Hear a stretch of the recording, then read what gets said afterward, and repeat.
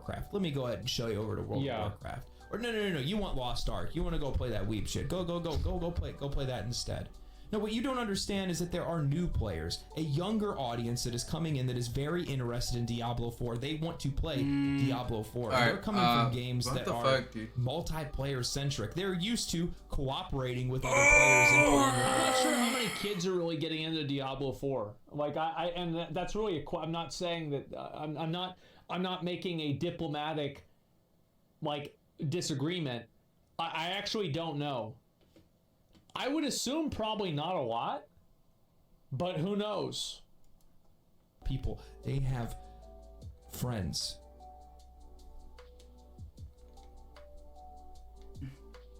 There are plenty of people that are looking for group-only content. There are just as many saying yes as there are saying no.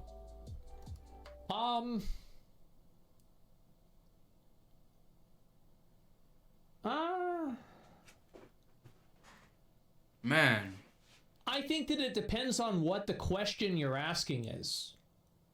I think, for example, if you ask the community the question, would you like group content that is the equivalent to Final Fantasy Ultimates or Lost Ark Hell Mode? I actually think most people would say yes to that because it's totally optional. It just gives cosmetics. It doesn't matter. But if you ask people the same thing, but say it gives gear and that gear is better than anything else you can get in the game, I think that not all of, but many of those yeses would turn into nos. Because it would just completely change the game. So yeah. I'm on the side of saying yes. Diablo 4 is a live service title. And maintaining a successful live service title or even having a live service title that is successful is incredibly difficult to do. That's why we're actually seeing so many companies lately pop up making MMOs because, well, they have stronger communities, longer lasting communities, which makes for a better live service title. Yeah, of course. I actually have a video on why there are so many new MMOs. You should go watch that. RPGs and ARPGs adapting some mechanisms of MMOs are largely what's making them more successful. It's providing longevity, more profits, and ultimately more content for the players.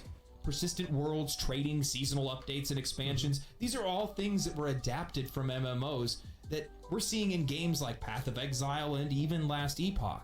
Oh yeah, you're definitely having a lot of kind of general things. Like, for example, many games have battle passes. I think Fortnite was the first game to have a battle pass. I don't remember it exactly.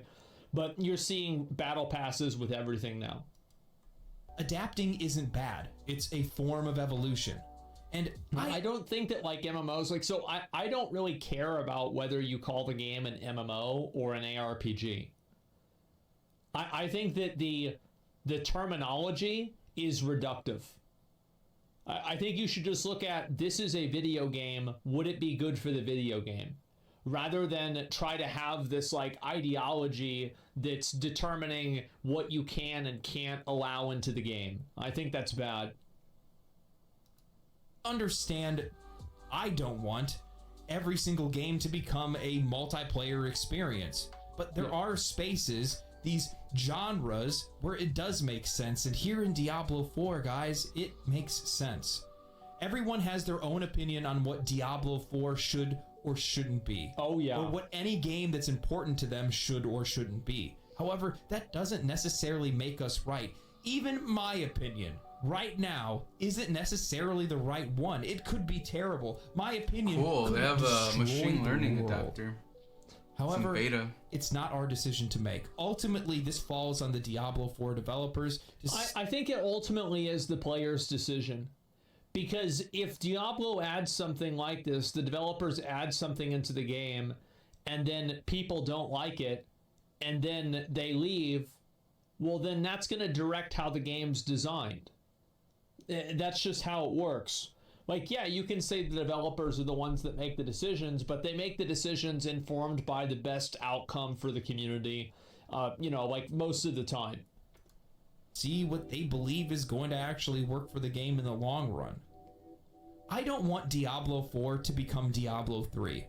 I want to see Nobody this does. game continue to be supported. I want to see it grow. I want to see it flourish. And I want them to experiment, try new things, and see what works. I can already start to visualize the people raving in the comments on this one. So I actually challenge you with this video. Okay. Tell me, what would you like to see in Diablo 4 that isn't being done in any other ARPG right now? Tell me something engaging, some type of massive experience you would like to see added in Diablo 4 in the future.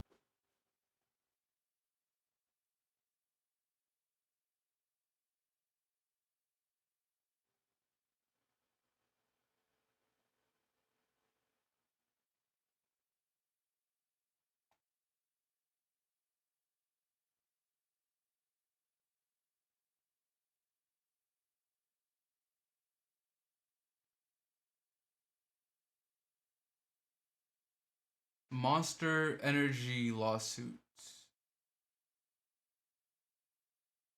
Monster Energy files lawsuit against indie game over title. Monster Energy Okay. has filed a lawsuit. Let's against watch the indie lawsuit game Dark then. Deception, Monsters and Mortals. This time, the company claimed the developer Glowstick Entertainment broke copyright with the horror game's title. So, no, wait. So if I go on Steam right now, I bet I have a game with monster in the title. Clash of Monsters, Garshasp. Well, they wouldn't fuck with Garshasp. He's way too powerful. Monster Hunter, Monster Challenge. So are they trying to like own the word monster? Because this seems like such a weird topic or target. I don't know this game, but I can't imagine it's like super huge. Yeah, I just read that they did this to Ubisoft Gods and Monsters, and of course Ubisoft, being the cucks they are, fucking bent the knee to it, I guess. Company has expanded its settlement terms by preventing Glowstick Entertainment from ever using green and white logo on a black background. What the fuck? Huh? How is their title confusingly similar to the energy drink in any way? What in tarnation? How? It's not like it's just called Monster. It is literally called Dark Deception, Monsters, and Mortals. So it's even plural, too. How is there any level of confusion? This is some awful, litigious bullying for no reason. How popular is this game? I'm unfamiliar with it. Is it a big game? Is that why they're doing it? There's 8 people playing this game right now with a 24-hour peak of 17 hours, and the all-time peak was 254. Why are you targeting them?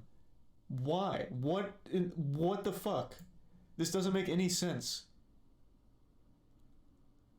They actually went out of their way to find an obscure title to be an asshole to them. This game came out in 2020 as well. It's not even like it's a new thing. It looks like they're trying to set a legal precedent to sue bigger companies. Oh, interesting. That is very nefarious. I'm not knowledgeable enough on the law to know if that's like actually a plausible strategy, but they did successfully bully Ubisoft, which is... It's a lot bigger than Dark Deception, Monsters, and Mortals. So why would they then downsize? Own the right to the word monster? That fucking sucked for me because my Steam name is Monster. That'd be brutal for me. It's gotta be personal. Yeah, maybe someone on the Monster legal force played Dark Deception, Monsters, and Mortals and was like, damn, this is fucking awful. I'm gonna send them something. I'm gonna sue them. Imagine Rockstar doing that. Brother, we don't even have to imagine. Did you guys forget when Take-Two did that to It Takes Two? Take-Two owns Rockstar. So I guess it wasn't Rockstar themselves, it was Extension. Additionally, Livings posted an official document from Monster Energy to explain their lawsuit's terms. As seen in the image, Monster is pushing to prohibit the word monster in the game's name, claw-like designs, or green and black imagery. Glowstick Entertainment also won't be able to use the word beast or unleash. What is this? What has happened to us as a species? What the fuck? It is well known that Monster Energy is a notorious trademark troll. Unfortunately, they're at it again. For a company that likes to target their drinks at gamers, They also like to try and bully and bankrupt game studios with lengthy, high-dollar litigation. Monster was actually shoehorned into Death Stranding. I guarantee you, somewhere in that game, the words Monster, Beast, or Unleashed was used. That'd be quite a beautiful plot twist if they sued that game after forcing their way in there to be ham-fisted into it. Oh, that's right, they did remove it, didn't they? That's right. Living's plans to fight Monster Energy in court. Dishonest companies like Monster Energy depend on doing their bullying in secret while presenting a clean image to their base, athletes and gamers, he said. Showing their true face publicly is the only real way to stop them. Bro, hats off to this guy. Like I said, I don't know the game. It's not a game I have ever heard of before, but I really hope this blows up their game. I hope they get tons of players and it turns out to be just like this hidden gem. This guy seems to have a good head on his shoulders. He gets it. Monster Energy's past legal battles include suing an Ohio restaurant for containing the word monster on its sign, a Georgia welder for using a similar M logo, and a man's aquarium hobby forum called Monster Fish Keepers. Yeah, this one makes sense. Shame on you. This would have confused me too. If I go to Monster Fish Keepers, I would be wondering, where can I purchase the energy drink? What's all this shit about crustaceans, right? Like, I'd be confused as fuck. That would be a legitimate cause for concern. Those are so close. It has the electrolytes the fish crave. They're gonna try to copyright the Monster Mash next. Thanks to the bits doobie. That's a great fucking idea, actually. Make MWL with Monster vs. Dasani. Not the Dasani part, but having a character in the MWL just named Monster and see if we can get our names in the headlines with Monster Energy suing us. That'd be huge for us. Spread the Moist Wrestling League a bit further. That's a great idea. By getting sued. Yeah, but they wouldn't win the lawsuit. There's no shot. Having a wrestler named Monster and then trying to make the argument that it's confusing for Monster Energy somehow. Like, this is just a frivolous dog shit nothingness. There's just, I can't imagine a world where they could actually win this if it ever makes it to trial. Because who the fuck is going to confuse a Steam game called Dark Deception Monsters and Mortals with Monster Energy? It's just to bully them and keep trying to monopolize the word monster, I guess. I mean, Apple tried to trademark the word apple and the court just said no. I'm sure it'll be a similar case here. Oh, I'm confident they win this. I mean, again, I can't imagine a world where Monster Energy somehow makes a compelling argument that this game is somehow confusing for their brand to their customers, unless Monster is going to have some kind of bombshell revelation during discovery where it's revealed that Monster Energy is actually shrinking everyone's IQ and turning everyone into fucking lobotomites where they can't process a difference between a video game and an energy drink. That they think their customers are so fucking stupid that they're gonna get confused here because they see the word monster and caveman brain activate, so they assume it's an energy drink. Like, I just can't imagine a world where they can make like a compelling argument. I wonder how they even found the game. The only way that I could envision the way they found this is that they were on Steam literally looking for anything with the word monster in it to be a target of a lawsuit. That's the only way they'd be able to find it, because again, this game has only ever had 274 players at its peak. That is its biggest player count. It's not a massive game, but I hope it turns into one as a result of all of this. They went out of their way to find someone to sue. It's not the game, it's the font. You're putting words in their mouth, unless it's in this lawsuit. I didn't read the actual lawsuit, but even still, the font is still far removed, and it is still plural monsters, and doesn't match that closely. The only thing in common is that it's all squiggly and spooky, whereas this one, I just don't see it even being close. But that's also not even the argument they were making, I don't think. They were saying that it's confusing for their brand to the customers.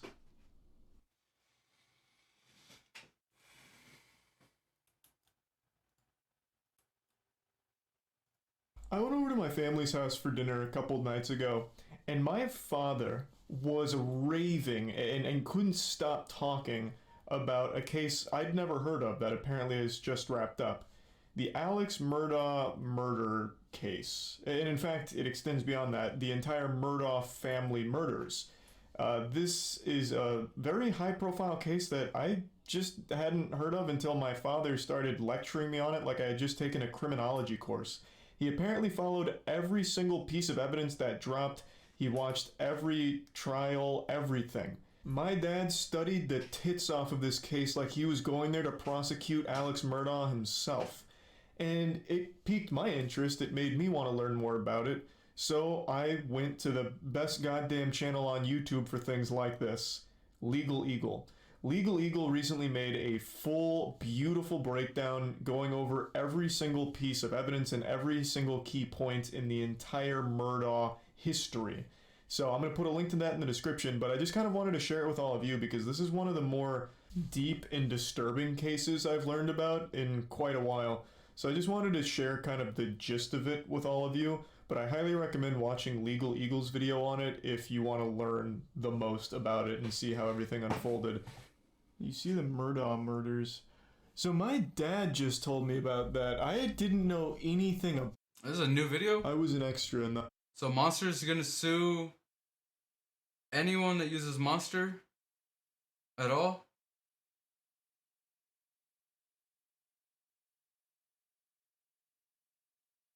Damn, dude. Damn, dude. Okay.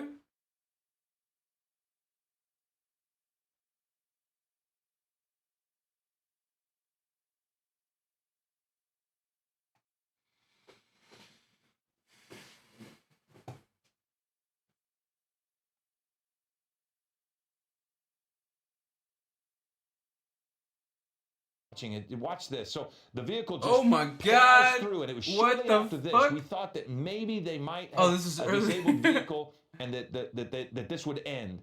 And then that's when the This is the suspect same guy? jumped out of the vehicle and jumped. But his one tire's of them fucked up. How jumped is this the same into guy? This Mazda that we're looking at here, this SUV. Oh, there were two women okay. that jumped out of the truck. They have been taken into custody. Whether they're being questioned, and we don't know their relationship to this person. But this person then jumped into this vehicle, and someone else is driving. So the murder suspect, we believe, is in the back seat of this vehicle. Oh, We did not see shit. a rifle of any sort, but now the person is trying to navigate through What and the against fuck? the light, and now into the turn lane, trying Murder to get around that box suspect. truck, which he has done effectively with the help of the box truck pulling over. So now you're back moving through. I don't think pedestrian anyone that's crossing. innocent Now behaves this way, going to have right? to pass the bus in the turn lane, narrowing the streets here, much more congestion. But again, near the airport. So this person has never really left this area. And that is why Bruce believes that they are able to get resources in place and possibly get a spike strip out in front of them. But Bruce, if he's continuing to go through the same area, he'll probably see that police presence begin to build as well, yeah? Yeah, that's correct. We saw that on the pursuit the other day on Channel 7, where they were just flooding the area with law enforcement and were able to close off intersections, funneling the suspect. Why are the vehicle cops into an area literally that they like wanted. GTA Yeah, cops? They're Because just you all funnel following into each an area other. with no, with a cul-de-sac or with some sort of industrial complex, that's going to be much better. But every time he goes through an intersection, it just puts so many people at risk because this is a busy time of day out there. You've got a lot of folks driving around here at lunchtime, and so now you've got a guy willing to drive into oncoming traffic, potentially carjack this vehicle, alleged carjacking. It is possible. There you have another blocked intersection. Now on Manchester. So that's got to be an interesting thing in the vehicle. Every intersection that goes by when you might want to turn one direction and you can't because law enforcement's already there. Bruce, at what point does the futility of this begin to set in? But no, go back here, 7. There was a U-turn.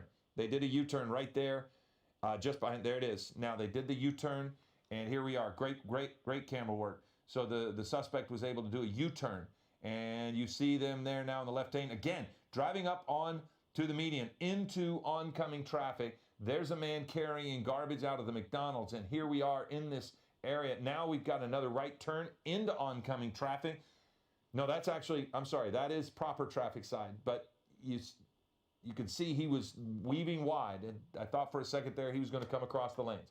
So here we are on a street, looks like Main Street, coming up on 86th. So this suspect on a little bit of a street less traveled. So this, we don't know if this is an opportunity for a pit maneuver. We can't really see the speeds at this point. They look to be between 50 and 60 miles an hour. But now into that left turn lane and weaving a little bit. That might have been a spike strip. Bruce, is that probably what the suspect did, turned into the oncoming traffic? Okay, so they... I think that's what they saw, and that's what the maneuver caused. So they are getting to deploy spike strips in and around that area. And now you see going through a crosswalk there again, you start to wonder about schools and parks and areas of kids that are just out and about here on spring break. It's Good Friday. Now you see possibly another maneuver to avoid, but driving into the turn lane again at 98th Street and Main into the oncoming traffic lanes. Looks like there's some damage to the front of this vehicle too.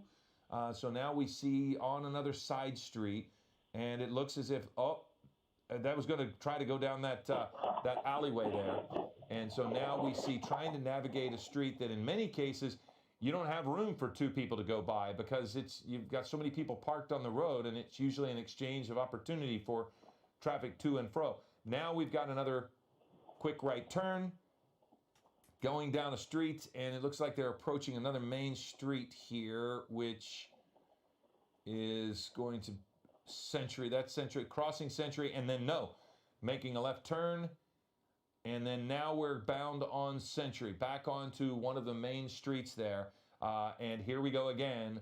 But we've seen opportunity for law enforcement, and they have taken it to deploy spike strips here and there. At this point, the person has been able to avoid that.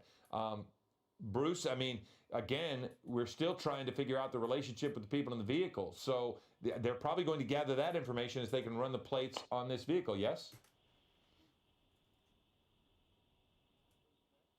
It looks... Have we lost Bruce? No, I'm sorry. I lost you guys just for a second. Okay, sorry about that. But again, same story as the first. You run the plates on the Chevy to find out the connection. You're going to run the plates on this Mazda as well, correct? And find out if there's a relationship here, if this indeed is a carjacking, because that's what it's called. Correct. Also, you want to find out where Does it the have to be registered 50 owner by 50? address comes back to, which may be in the area that we are at. We're told that this is a female driver, which there were two women that got out of the Chevy. So if this is another carjacking, then he has carjacked another female as he did before, or unless those were allies. And so now we are about to see what goes on with this one. Again, driving in the same general area, murder suspect in pursuit, or being pursued by LAPD, coming up on a red light here, slowing down for this intersection, which is good. But here we go, around the bus, and then continuing on forward. So of course, at least approaching the intersections with some caution, but still driving in the lane. Trying to see if that front passenger seat is a person in a white t-shirt, or if that may be something just laying there on. You see some hand movements, some gesturing by the person who's driving. Yep, it looks like there is a person in the front seat. And if I'm remembering correctly, the person who was on the run was wearing t-shirts, yes? I can't remember if they were wearing a white t-shirt. I remember they had dark hair. So maybe if we happen to see that as this vehicle got carjacked. But you see some hand movements there by the person driving. You see someone in the front seat. And when we re-rack, we'll see exactly what the person was wearing and see if it's the same, if the suspect has moved from the back. No. So, okay, we have a black shirted t-shirt in the back. We have a white shirt t-shirt in the front with the woman driving. So, Bruce, I'm back to thinking there are three people in this vehicle. Yeah, Philip, that's a great observation, and I would concur with that. As the suspect was wearing all black, he got in the rear, so you have a driver, a passenger, and then the rear passenger, the suspect. So I think that does kind of force law enforcement to be not as aggressive as a solo vehicle suspect. Well, you also have a person on the phone. So you have the driver, yeah. who is said to be a Fuck, woman, dude. on the I have phone. to edit. And if perchance, if Mike and your conjecture go is true, that into here, somehow the person in characters, black heroes, contacted this person and they picked him up, then this person could potentially make a phone call for another exchange to let this person have another vehicle to get out of there. Because as we've all seen, when you stay in the same community, wow, a person on a bicycle nearly hit by the Mazda coming through there, and there's a pedestrian right underneath Air 7 as this person This is goes on the driving through. controller. So the general public is at risk with this driver, but we don't know what's going on with this chase. This is being called a carjacking, but the front seat is occupied. The driver is on the cell phone, and the murder suspect we saw jump into the vehicle is dressed in all black, and we believe they are in the back seat. So there could be 3 people in this vehicle. We are told by authorities it's only 2. Now you see another turn right in front of the vehicle, but you see the damage to the hood. So Bruce, I mean, you have to treat that as a possibility, right? That we've seen this person jump out and get into another vehicle. Now we see the driver on the phone. You have to assume that there's the possibility this might happen again. Yeah, Philip, you're 100% correct. The other thing, too, which might be happening, is maybe they're trying to negotiate a surrender.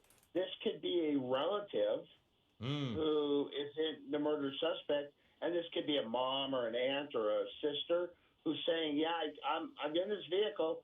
We want to stop. We want to surrender, but we want no harm to come to our relative. Okay, well, now we're approaching the 105 freeway. And at this point of the chase that we've watched, this person has not gotten onto a freeway. They've continued to drive surface streets near the airport. Okay, now the person appears to be off the phone, both hands on the wheel that you can see there. But that could mean the cell phone was handed off to somebody else. Bruce, you make a great point. This could be hey, we want to surrender, but this is where we want to do it. This is how we want to do it. It could be anything. And it could also be, hey, I want to help in this other way. We just don't know. And that it's just an odd chase, Bruce, in that we thought it was almost over. And usually, Bruce, when we see a carjacking, there is some manner of resistance by the person being carjacked. Here we go, into oncoming traffic, through another intersection, and back on the move again without hitting anything. That's good. But usually there's some manner of resistance, whether it's I opened the driver's side door and tried to get out or something. And that's what was unusual to me about this, is that the only door that opened was the passenger door. The suspect jumped into the rear of this vehicle, and without anything, the passenger side closed. We saw the 2 women running away from the Chevy truck. That's usually the behavior of somebody who is being carjacked, is they just want out of that vehicle and they might run away. So it's very odd to me to have seen what we saw, where there was no resistance at all from the people inside the vehicle. They stayed there. This person ran straight to the back seat, didn't open the front door and try to pull the person out, jumped in the back, and the passenger side door opened briefly and then shuts, and nobody even made an attempt to get out of that vehicle as those 2 women ran straight by. Those 2 women have been detained by authorities, and now we're looking at what authorities are calling a carjacking, but looked nothing like any carjacking we've ever witnessed here before. So now we see this Mazda going into the right shoulder, driving across railroad tracks, getting around any congestion in front. And again, here we go through an intersection, trying to make a decision to go right or left. Basically, it's just navigating those intersections. If I could have our producer say what they said in the ear one more time.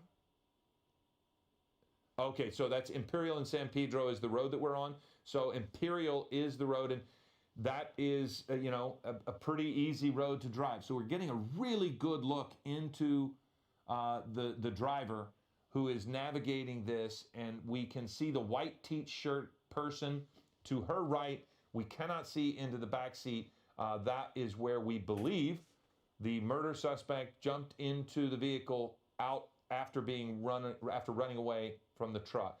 So Bruce, this is at this point kind of just another chase at this point. And officers are just trying to find a way to navigate them into where they can disable this vehicle, huh?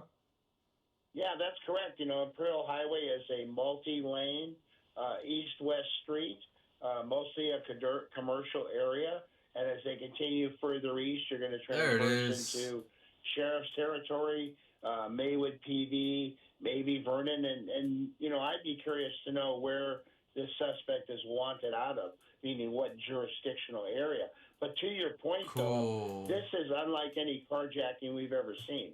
Most people, like you said, would resist, maybe speed up, maybe try to get out of the way. But in this case, this vehicle backed up, and they let this person get into the rear seat with no I'm objection. watching this, Well, we now have sort of a flat watching tire. it. Bruce, Kind of we've got watching, the like, rear listening. back tire that has lost air, and you can see it there very clearly. Are you watching it? 7 HD. Well, that was a little bit of we can get a focus better on that one, but you could see it a moment ago very clearly. The back wheel is flat on the driver's side. Rear wheel is gone. So that means you're going to have the same type of. No, I thing that tuned happened a in moment ago right when they were like doing the reverse. recap on what The happened. propulsion That will be apparently, affected, but, this might be a front wheel drive. this is the second vehicle there, they've Bruce. gone I'm into. not, if Dave Coons were here, he they could tell me, already but in many cases, some of caught these are front-wheel drives, two so other maybe females it that were won't affect it as trying to much, but either way, escape it'll on affect foot. control. Yeah. That's correct. You're also, you're dealing with a heavier tonnage vehicle, just like the pickup. It's a little larger SUV. I do believe this is a rear-wheel drive vehicle. So as that tire disintegrates, the rim disintegrates, it's going to lock up, and that may cause some issues with it being propulsed, being Like pushed there was like forward. 2 people in here Well, now. authorities So are there's the going to- driver and then the murder suspect Since in the it's back fresh in seat. our mind, I've got to think that authorities are not going to take for granted that it's been disabled. I would think that they will be very well prepared and. I was just saying, like, why do the cops ready in drive the event around like that this literal vehicle does NPCs stop, from because Grand Theft it's Auto? happened once. We've seen the suspect jump out, run from one vehicle to another, and we've seen the driver of this vehicle on the phone. Like they're, So, they're Now we're about. it's to almost see like they're just how being long they're this escorting monster this will be guy able to run wherever with a he's trying to disabled go. Rear left tire, just running a red light there, but it's a little less dangerous at this speed, Bruce. He because said not running a only red light. What is he you're supposed not to going do? through Just there stop for the red so, light? with such surprising appearance to oncoming traffic. What is he but you supposed to have do? one, Like, two, oh, red light, 4, gotta stop. 5, 6, 7 police cars. You've got to think the commuters know now what's happening, because lights and sirens in that neighborhood are going to be resounding, and so they will probably see this coming. Like they're So going he's got so a right slow, turn, and they're now off. and those cars, those other of cars, they that, can that was they can Imperial drive Highway, pretty I believe. quick. And now they've moved on to one of the side streets as well. It looks like 87th Street is what, or in that neighborhood, that's what that street is. 88. So they're 88. So Air 7 is above 87th. That This is on what our 88. tax dollars pay and for. So they are So they can just driving again. drive and many next of to these, each other. Little areas, these little side streets we've seen. There are speed bumps as well. So here we go. We have an officer in front. They've blocked traffic. in Yeah, front I of mean, the I area know to go that. up the road. I And we're definitely seeing that understand more and that. more, It Bruce. just doesn't, like, More right and there, more it didn't often seem we're like seeing anyone law was in enforcement at an harm. intersection in front So- of them, and so that means they see it too. It seemed like they could have Yeah, done what they're something. doing is they're letting, it's more of a public safety issue also, to block the intersection, to allow the suspect vehicle and the parade of police cars to get through safely, in addition to also funneling them into an area they want them to be at. And right now, one of the reasons they wanted to funnel him in a place is so they could get spike strips out. Clearly, the suspect in this case avoided a couple, but did not avoid all, because one of them has flattened the rear tire. And so it might have even happened, Bruce, when on one of those efforts to avoid completely. I mean, that struck me as odd that it was able to disable the rear wheel, not the front. But it's possible, I suppose, that when she swerved to miss that she didn't miss it on the back end, and that's what disabled that back tire. Does that happen frequently? Right. Yeah. Also, Yeah, when you have a it's, spaceship like this, it's I get attached that. with- I it's get they actually just had three to parts protect the public. that will, as Then, you throw it out. like, So the you last also thing you have want to is for the retract cops it to quick become enough the so you villains. Don't flatten the tires of the police vehicles in the pursuit. I Have actually one had that murder once on a suspect robbery they're suspect chasing, and then where I like couldn't one of the get it out cops of the way becomes a in murder time, suspect and for a accidentally police hitting vehicle someone. rolled over it and got 4 flat tires. So it's a real tricky maneuver. Well, Like, we saw that in that one question, barricades like you got a room situation, full of 10 a couple weeks murderers ago, where and you one kill of the one. How officers, many murderers ran are in the over it room? and disabled that vehicle when they had called Still out, 10, right? Because now SWAT you're Special one. Enforcement, So. or Sheriff Special Enforcement, and had the suspect with the tear gas. So that was quite the day. And then now we have this, which is a very unusual situation. We don't know the relationship of the people in the vehicle, if it is a carjacking or if it was an assist. We're watching a chase we thought was nearly But- over when a Chevy truck had plowed Yeah, through the the intersection with YouTube basically no front wheel. It's It was just going perpendicular off. to its way of travel. I was looking The at wheel that was too. about to fall off and collapse, Emotes. but they were able to plow through an intersection and get forward enough that when they pulled over, they found a spot to stop. The suspect and the other people in the vehicle jumped out at that point. This is on the right where we saw it. They jumped out and took off running. The 2 women run down the alley. The 1 man jumped into the back of this vehicle. And that's when the Mazda took off. We believe there are 3 people in that vehicle. Bruce Thomas and I believe that. That other question, Now we are if you have a seeing room the full of 10 suspect murderers drive and through you an killed intersection 10 of against the them, light. now there's So only that was one. an intersection that officers were not able to get to. They can't get to all of them, Bruce. Do they just decide we're going to pick one that we can throw a spike strip down so it doesn't affect other traffic, and they just kind of, like you said, Actually, maneuver no, them you have to none that place? because you have a Because serial they can't killer. throw it down at every single intersection. No, you don't have those resources. It's kind of a hit and miss. It's like, okay, this guy is driving eastbound on, Imperial Highway. Any units on Imperial Highway, act up where you are. It's so hard to maybe follow you're them ahead, 'cause maybe there's so you're many. behind, and if you have a spike, But they're all mostly maybe like, you can deploy it. wait, But do everybody doesn't carry one, huh? Rip Joe Biden? No, that's correct. We just don't have the resources for that. Okay. So anyway, and again, another part of this is since this suspect stays in the general area, officers It's are fake. able to block intersections and maybe not throw It's down fake. spike strips, but certainly protect the general public as they can because of this particular driver who now goes through another intersection against the flow of traffic, did not have the right of way, drove through that intersection on a flat tire. The best news of this pursuit, per se, is that this person is not able to go at the rates of speed they were going earlier.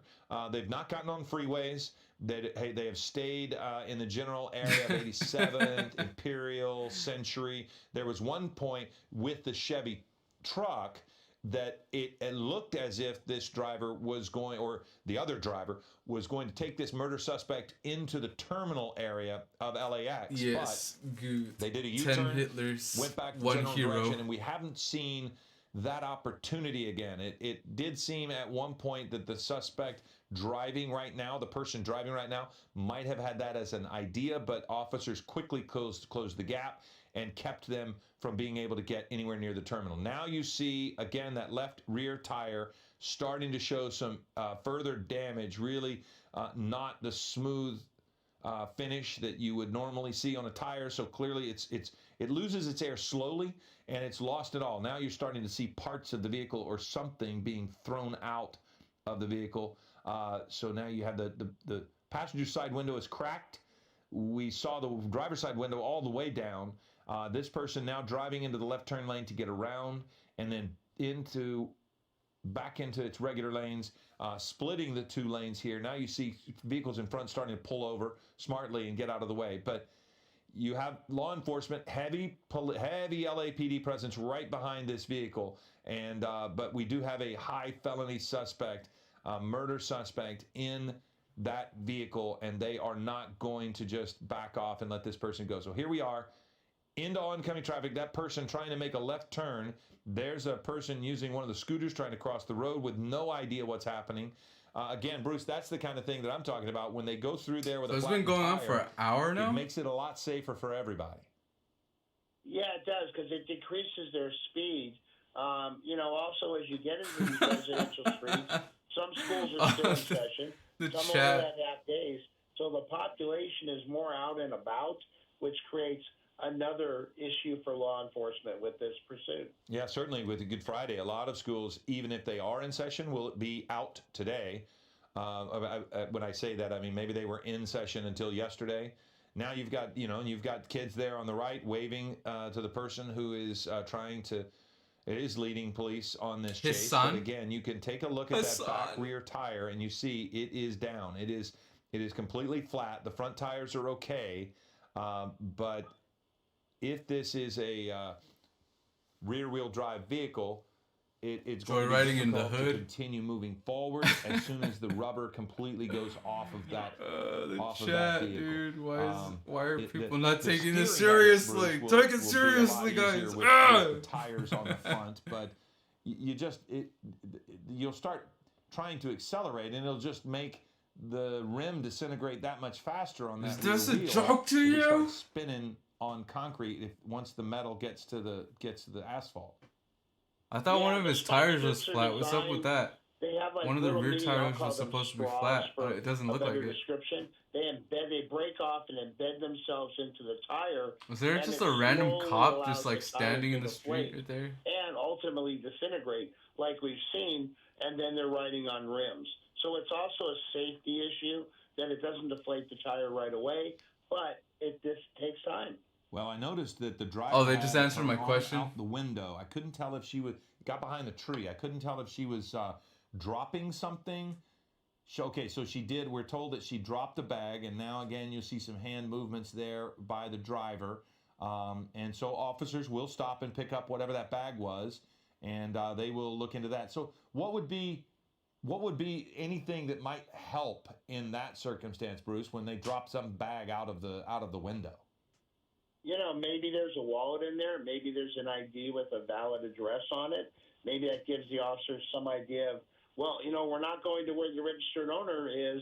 We're going to maybe this person's address to wait there ultimately, and maybe they're within this area that the geographic area where the suspect's been driving. So the suspect. Philip. Yeah, I mean, I don't know. I was just gonna say, Philip.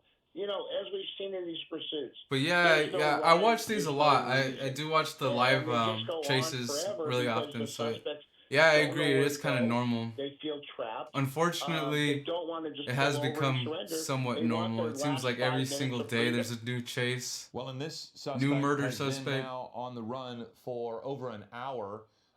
This vehicle probably 30 minutes or so. So we You need we those have gates, 2 man. vehicles And even involved then, it in doesn't one really pursuit keep of anyone the out. Murder suspect, and as Bruce mentioned, they're feeling trapped. This person is feeling trapped not only because They of the wanna heavy get over police those- presence behind Those gates, they just but jump over. Bruce, if you're a murder Just suspect, one and little you're- jump and they're you're already out over, on like bail fucking or Mario. whatever, how will this affect your ability to get bail? I mean, you've now shown you are. That doesn't matter what the bail is. This person might be held in custody, and they're going to stay there until trial. Yeah, typically most murder suspects, and we'll go with this being a murder suspect, will have what's called a no bail, which basically means there's no amount of money you can throw at the problem to get bailed out. I think in these pursuits, law enforcement may have to be a little more aggressive. Maybe force the hand, try pit maneuvers to say, hey, we're not going anywhere, so pull over. Let's end this thing. Come on. Yeah. And as we look here, you can start to you see that rear tire really start to disintegrate. 43rd and Hoover, it looks like now. That is probably Hoover. Is that, or if anybody can hear where that street is. But anyway, back out on one of the main roads. But you saw those bumps. One more time. Okay, we're gonna. This is the video of the pursuit here. You see, that's the weaving trying to get away. But we do think that might be where they got the spike strip at least into the rear tire. As Bruce said, just a slow, steady leak of air. And so now the person that is driving this vehicle has now you see the rubber starting to come off the back. If you look at the rear wheel on this vehicle, if we get a chance to, you'll see that the rubber is just starting to disintegrate now, or no, it's the Where's tailgate. the- Okay, the rubber is now damaging the bumper. So you can see that the bumper is about to come off, because if you can imagine, the tire is coming off in bits, What the hell? and it's some of it's still going to be attached, and it's just going to be like a It's chain freaking- beating on the bumper there, and it's starting to cause damage to the back of that vehicle. And can't really tell there how much is there, but that's got to be unsettling, Bruce, inside the vehicle to start hearing. Oh, okay, there's a lot of rubber that came off. So now you have pretty much nothing on that rear tire. If they did want to do a pit, Bruce, it's a lot easier when that's the why. vehicle is disabled in this manner. Yes. I couldn't find that shit. Yeah, that it is. As parts of the vehicle start to disintegrate and fall off, you're able to get more into the frame, more into the wheel well, more into the vehicle axle area. So the pit maneuvers become more effective. Mm-hmm. But you still see so many people coming out to see what's going on. You see kids there on the sidewalk walking along. It looks like that is a church. You see a lot of They vendors. make there it sound on like sidewalks, those and kids you came out just just to want- watch the wanting to pick chase. the Like, proper bro, they're place. probably on their way If you home do from try that, school. and of course, part of this is that this is called a carjacking right now. So if that person was on the phone, so if that person had called authorities, then maybe Really? they know the relationship of all those involved. Maybe it is still a carjacking. It did not appear as if it was to us. Oh, That 'cause is what ABC law 7 enforcement News, is huh? calling it. So we believe there are 3 people in this vehicle. They have refused to pull over, driven through multiple intersections, come into oncoming traffic. We've seen this driver go up onto the median to try to avoid traffic. Now, Wait, we now see, that you mention again, it, you're right. driving I don't into see. oncoming traffic in the left turn lane. And It's now not that I'm going through looking an for it, but intersection, I've breaking up a never little bit. Can't tell seen if they had the green light, but they still went through a car without stopping. chase Little anywhere caution, else but but part of the LA. caution is due to the instability of the vehicle. The driver cannot control this vehicle as if it were a perfectly good car. That was a recharged car. Is that what you called it? What would you call it at the beginning, Bruce, when they jumped out of the disabled vehicle and jumped into this one? They had a new vehicle, so to speak. Yeah, it was basically starting a pursuit from square one. You know, Philip, what's interesting is with the first vehicle, they stayed around the Westchester, LAX area.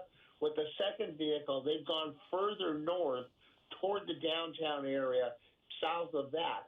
So that leads me to believe that this whole thing may have taken place in that area. There we go, R7. You got a little bit ahead there. And because and here there's a stop sign. Yeah.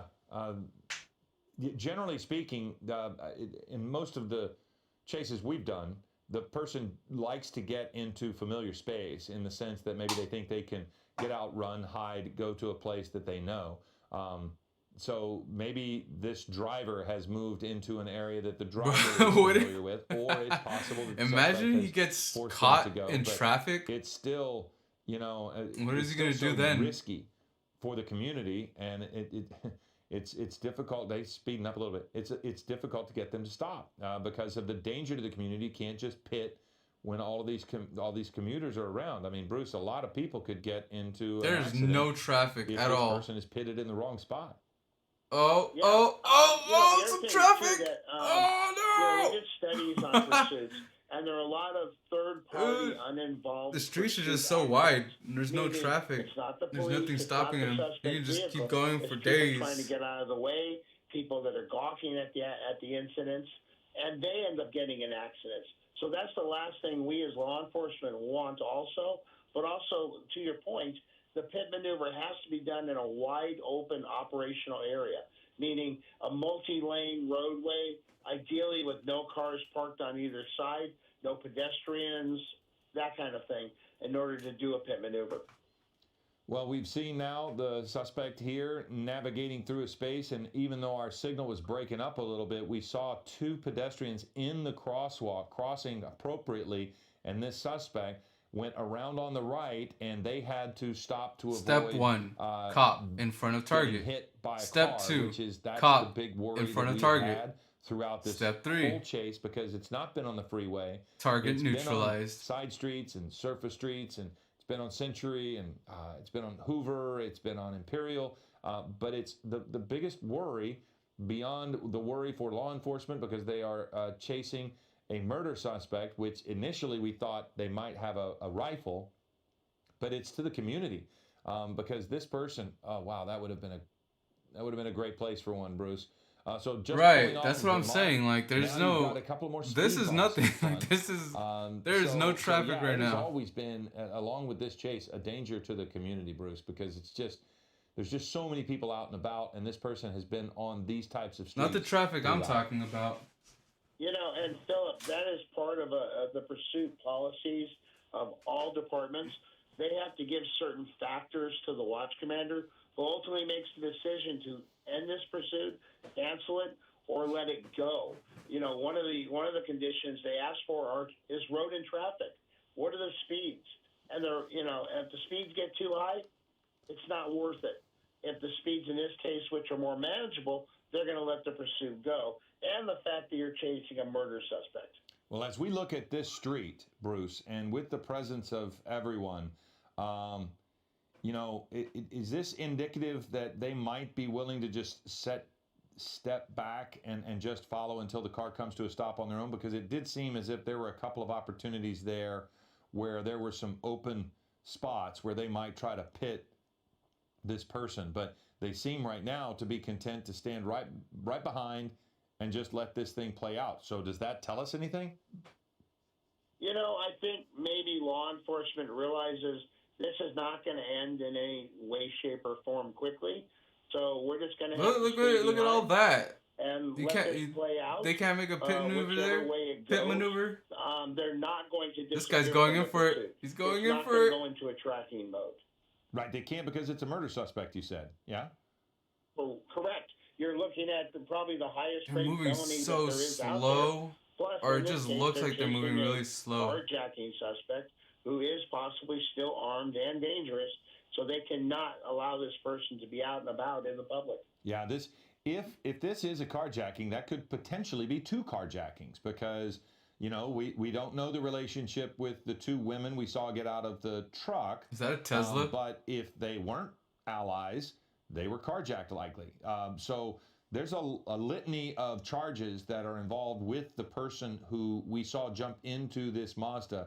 But there will also be, what kind of charges are potentially facing anybody that might be assisting this person? If per chance this was not a carjacking but an assist. Well, they become accomplices, and carjacking is a felony, so they're accomplices to that. This isn't. Aiding and abetting a felon in this case also, and any additional warrants or other open charges. There's that a they come more up with ahead than this. relating to this pursuit. Well, we see what's happening. I'm here behind? now because this is a slow speed chase. Now we had a moment there where we lost behind the trees, and it took quite some time before the vehicle came out from the other side. So cautiously going over the speed bumps.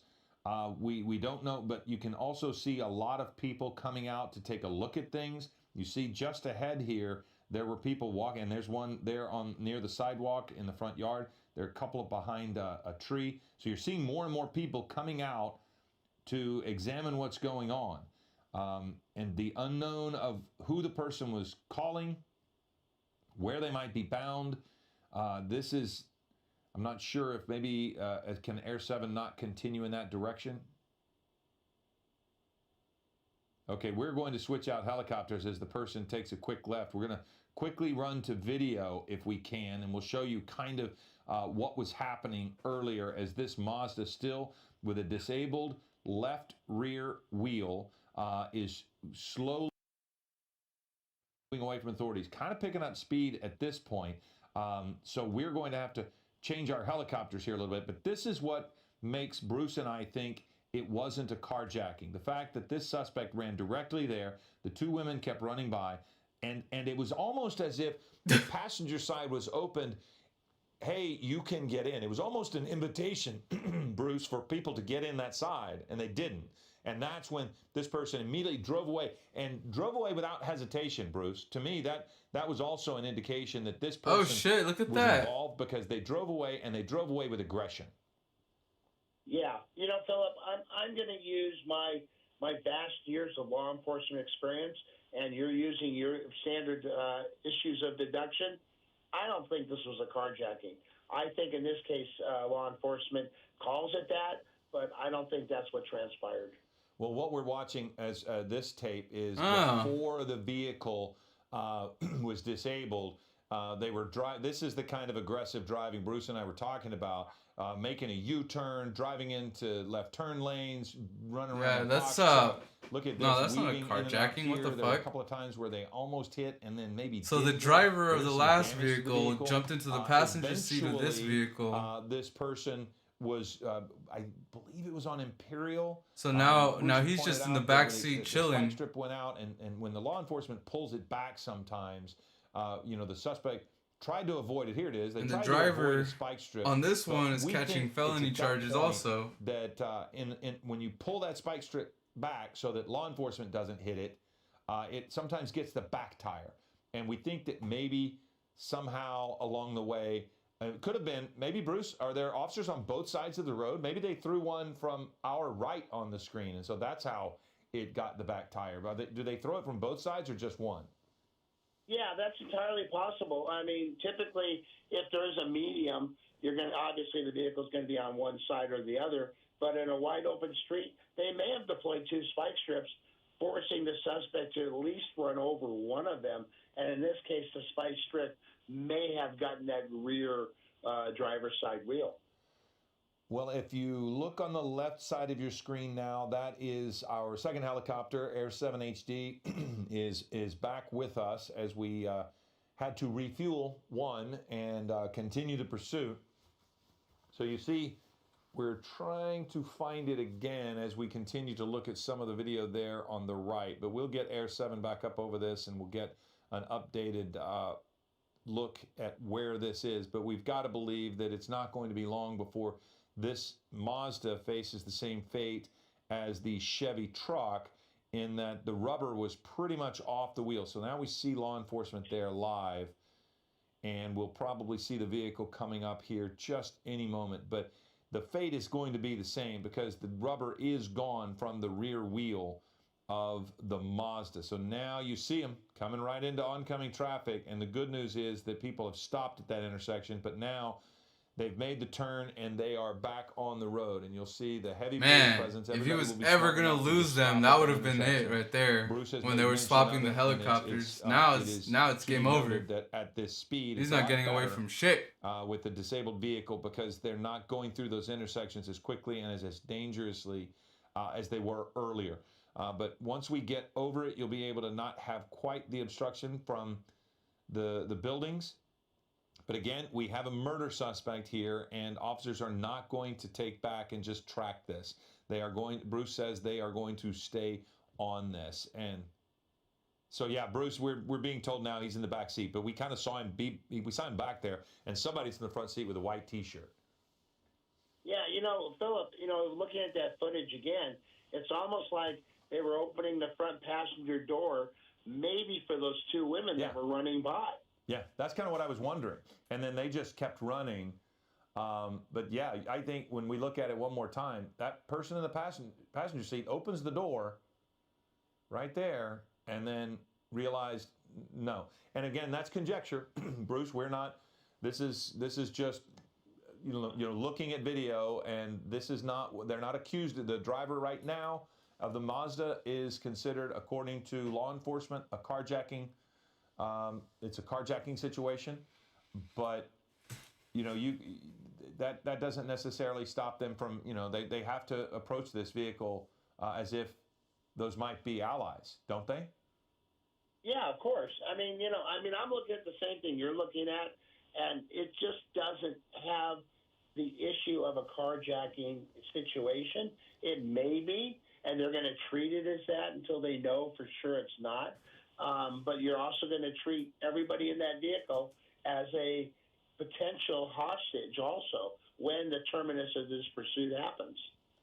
And so now we're actually able to see the vehicle driving there by the Food for Less with southbound Western. And again, Bruce, as you mentioned, heading right back to the 105, kind of going back to the area that they have been in. You know, I mean, they're further north, as you mentioned. They're moving a little further north of the airport, but they've approached the 105 several times, just never have gotten on it.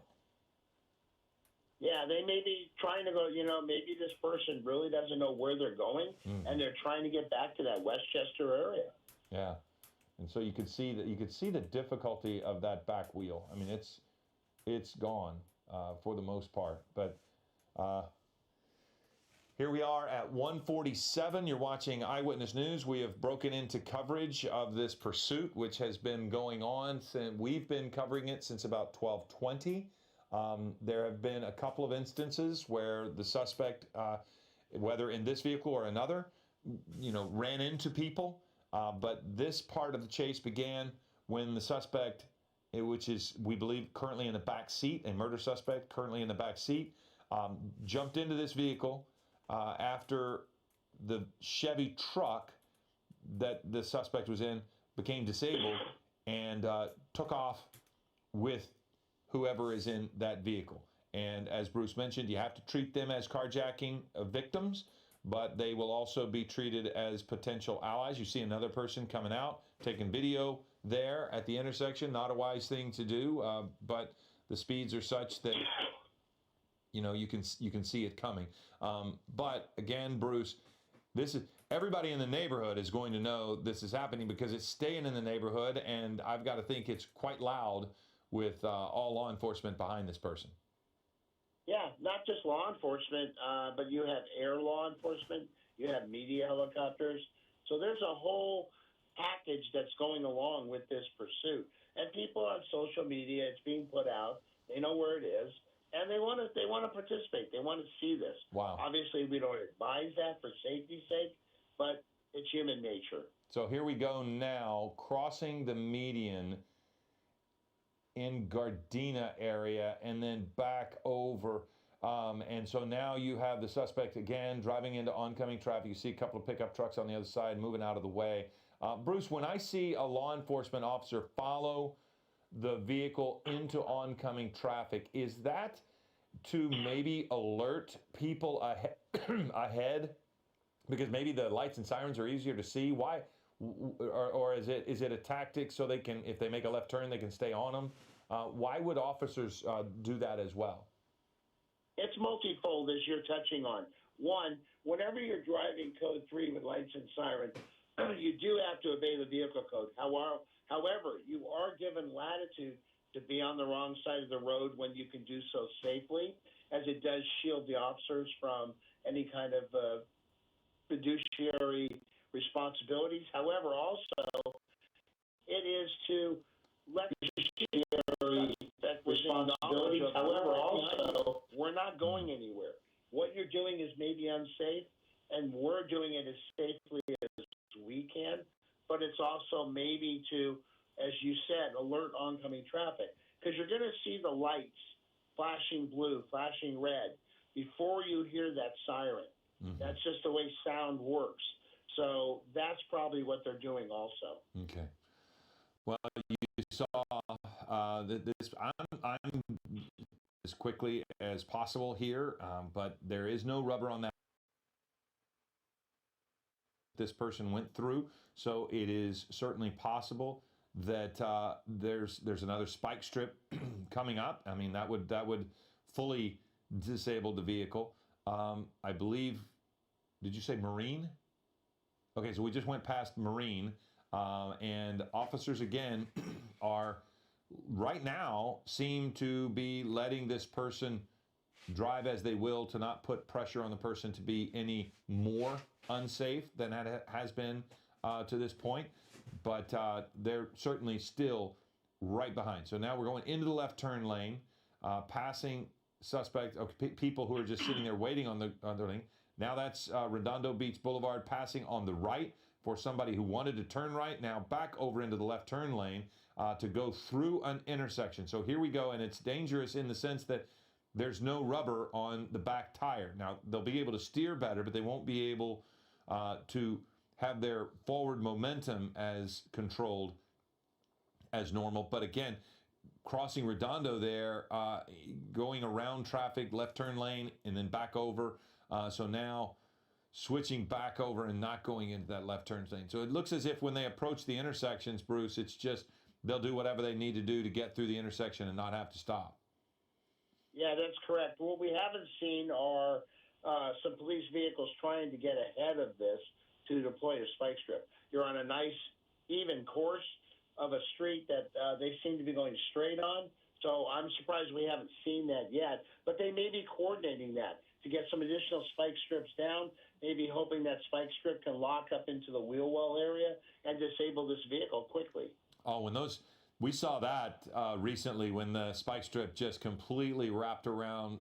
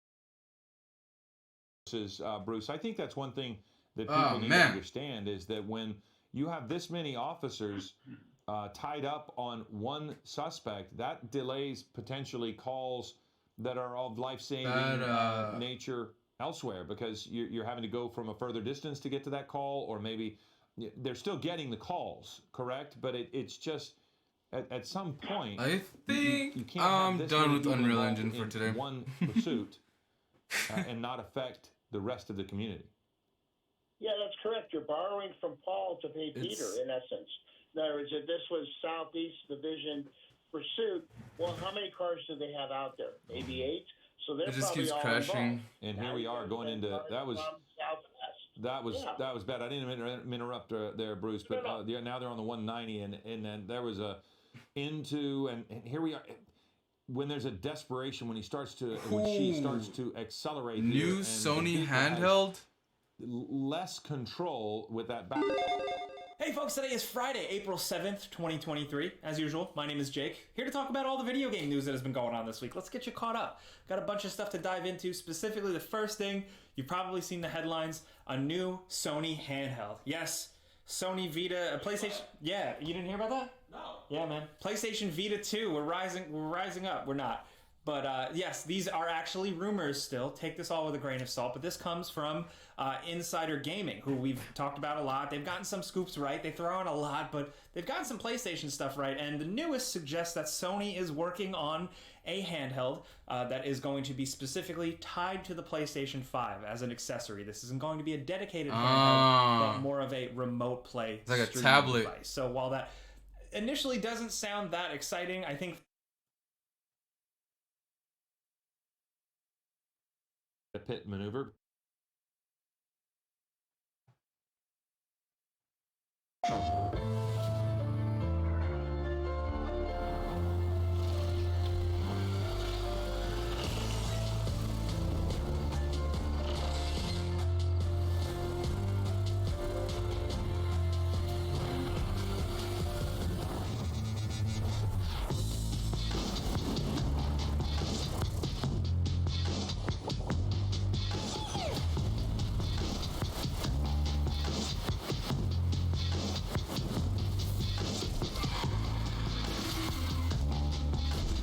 Am I missing something here?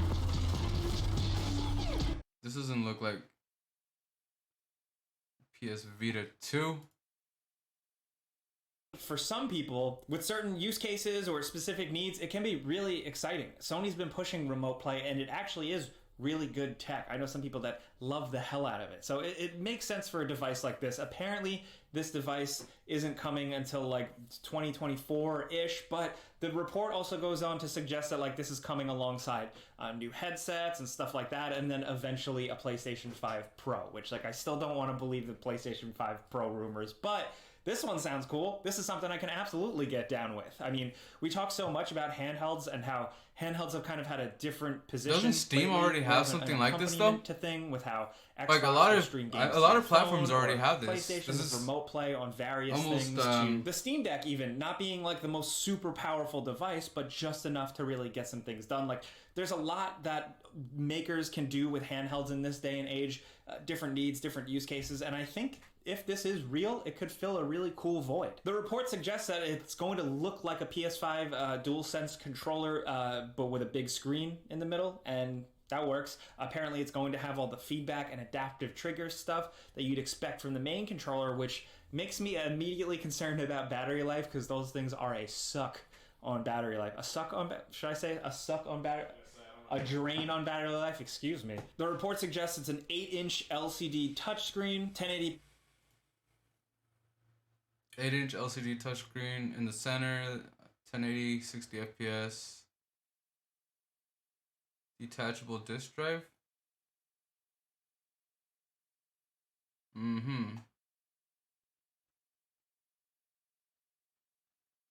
Not a cloud streaming device, but instead uses remote play with the PlayStation 5, a feature the console giant has been pushing these past couple weeks.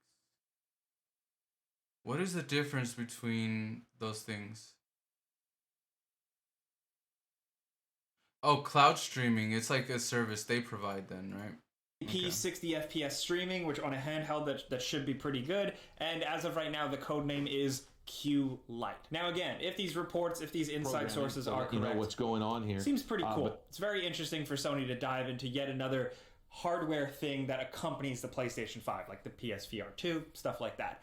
I want to know what you guys think about this. Is this something that you want? I know there's a lot of people out there hoping for Vita 2. This necessarily isn't quite that, but I know me, the thing I use my Vita for the most these days is for remote play, believe it or not. So there's certainly some interesting opportunity there. I'm also biased because I just like hardware. I like tech. I like when we get to make videos about cool handheld devices and stuff. But let me know how you guys are feeling on this. Is this something that you're interested in? And when do you think we're going to see it? The report tracks the timeline to old Resident Evil players, because this is like Mercenaries in its true proper form. You get to pick one of the characters and run through areas and try and get high scores and murder a bunch of zombies. Sorry, they're not zombies, but yeah. So as of right now, interestingly enough, it seems like the roster is Leon, Krauser, Hunk, and Luis. Now, it is interesting to point out that data miners had found both a Wesker and Ada model as well, but as of right now, they're not in the game. Maybe they need to be unlocked or they're going to be added later on, but yeah. That's how it goes right now. Mercenaries is a really fun mode. From what I've seen of the gameplay people putting out this morning, seems great.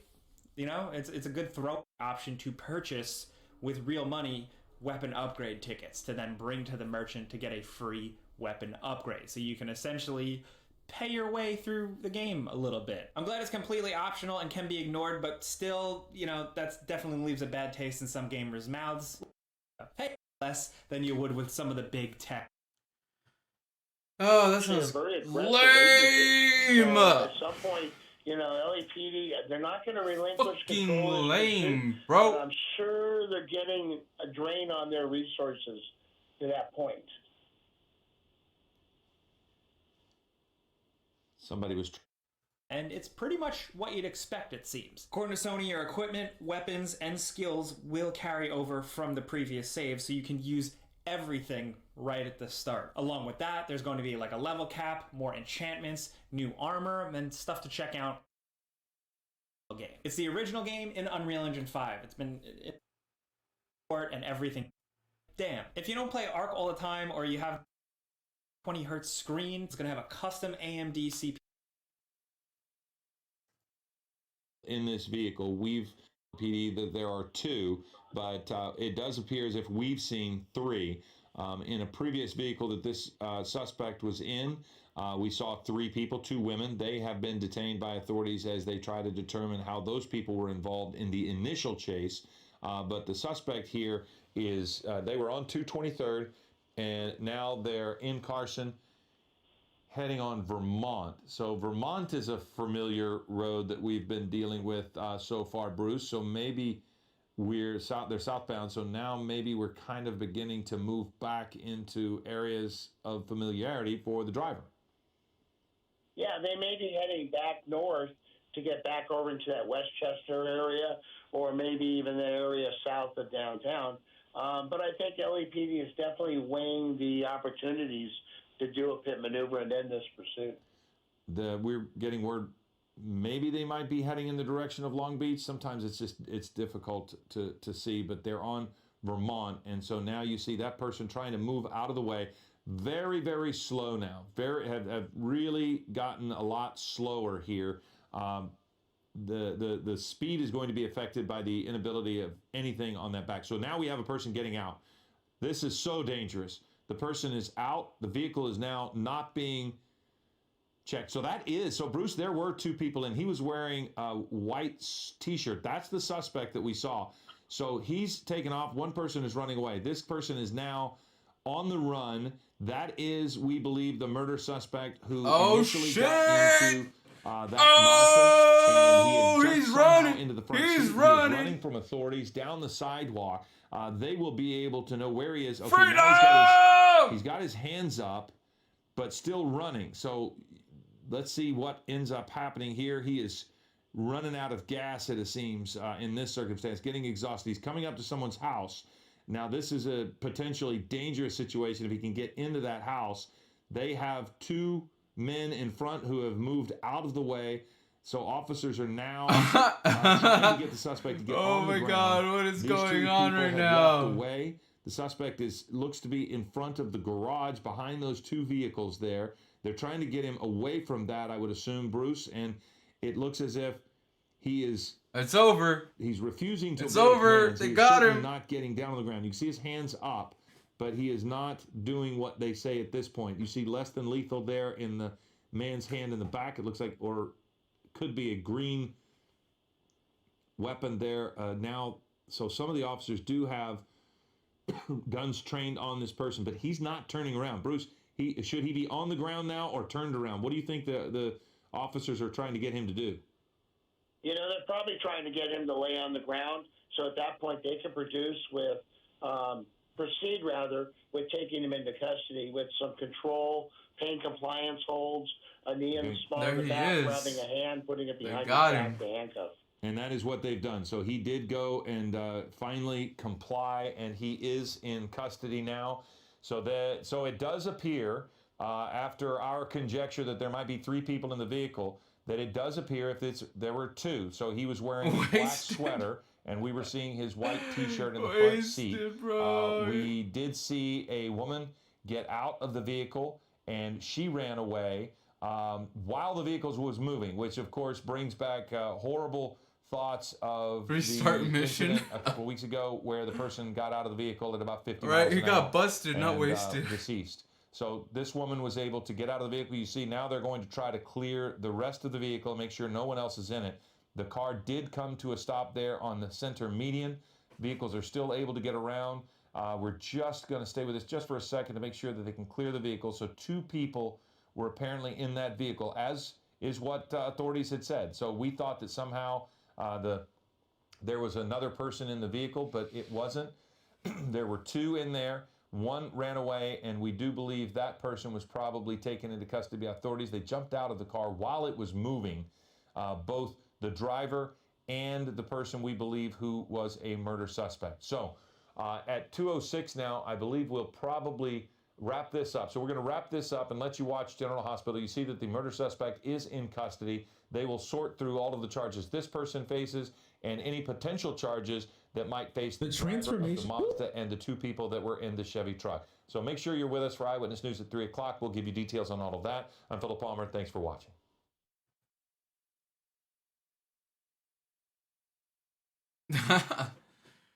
Damn. I want another one.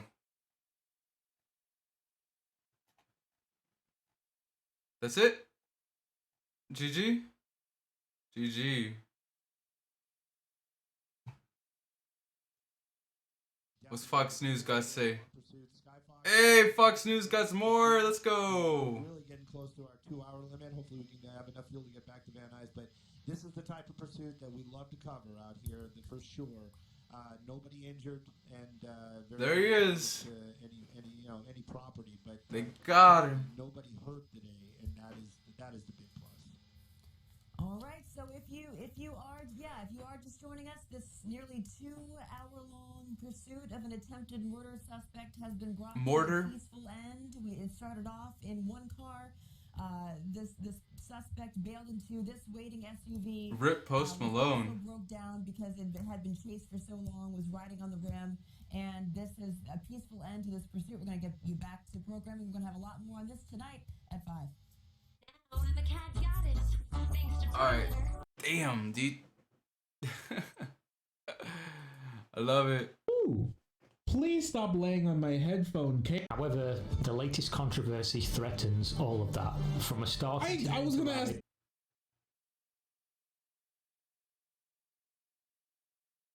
The transformation.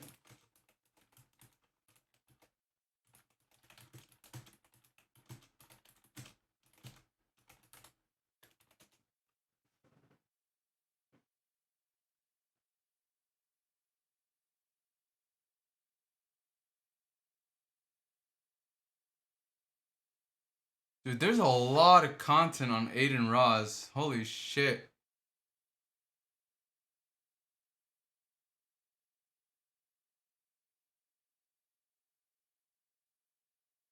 Wait, Aiden Ross versus Sneeko? They're not the same person?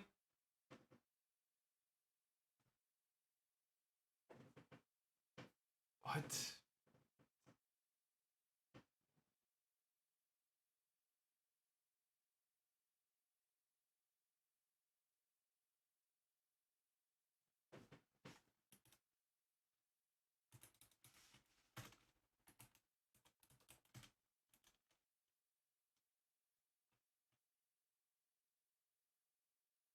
Bro, why is it so hard to find that video he's watching?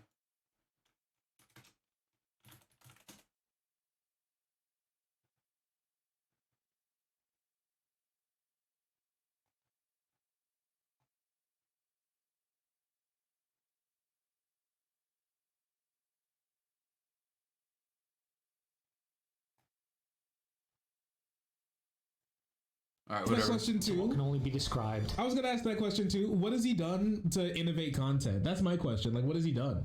When I see Aiden Ross content, it may just be his newer content, or like I guess like from a couple of months ago. When I saw Aiden Ross See propaganda, and all of this just months after meeting with Andrew Tate, is that what's been going on? I wanted to find myself, and I feel like I wanted to find myself. I offer you my services. Stop. And as usual, yelling at me, dude. You're rude. Fly to Dubai. Fly to Dubai now. We'll talk. I'm sorry, dude. You can't get mad at me, bro. What did he say? Dubai or Dubai? Fly to Dubai. It's hot. Wait, he was memeing the entire. Wait, is that how he got shirtless? He just kept taking more and more of his clothes. He was playing like strip. But he was playing like strip pickup artists with Andrew Tate. Is that what's been going on? It's ridiculously hot, man. You have the AC at like 80 degrees Fahrenheit, bro. It's ridiculous. Going back to the start, Aiden was a content creator in the making. His AC is at 80? That's not bad. That's not that hot. Also, a lot of people think I'm crazy and my family's crazy. We also keep our thermostat at 80 constantly. All the way back in high school. Yeah, see, 80's not even that high. My shit's at 60, but, you know. Only real alphas like it cold! No, I'm just kidding. He would stream NBA 2K games after playing for cash, skipped prom even to stream, and eventually evolved his content No, that's dedication. other streamers and celebrities. One of his major blow-ups was talking to LeBron James on his stream. At its very core, though, Aiden's content could be described as hanging with the boys. He was doing things that a lot of young people would love to do, hanging out with rappers, famous people, and just having a good time. As soon as he got picked up with the algorithms and the eyeball. Oh! Is Kai Cenat just bait?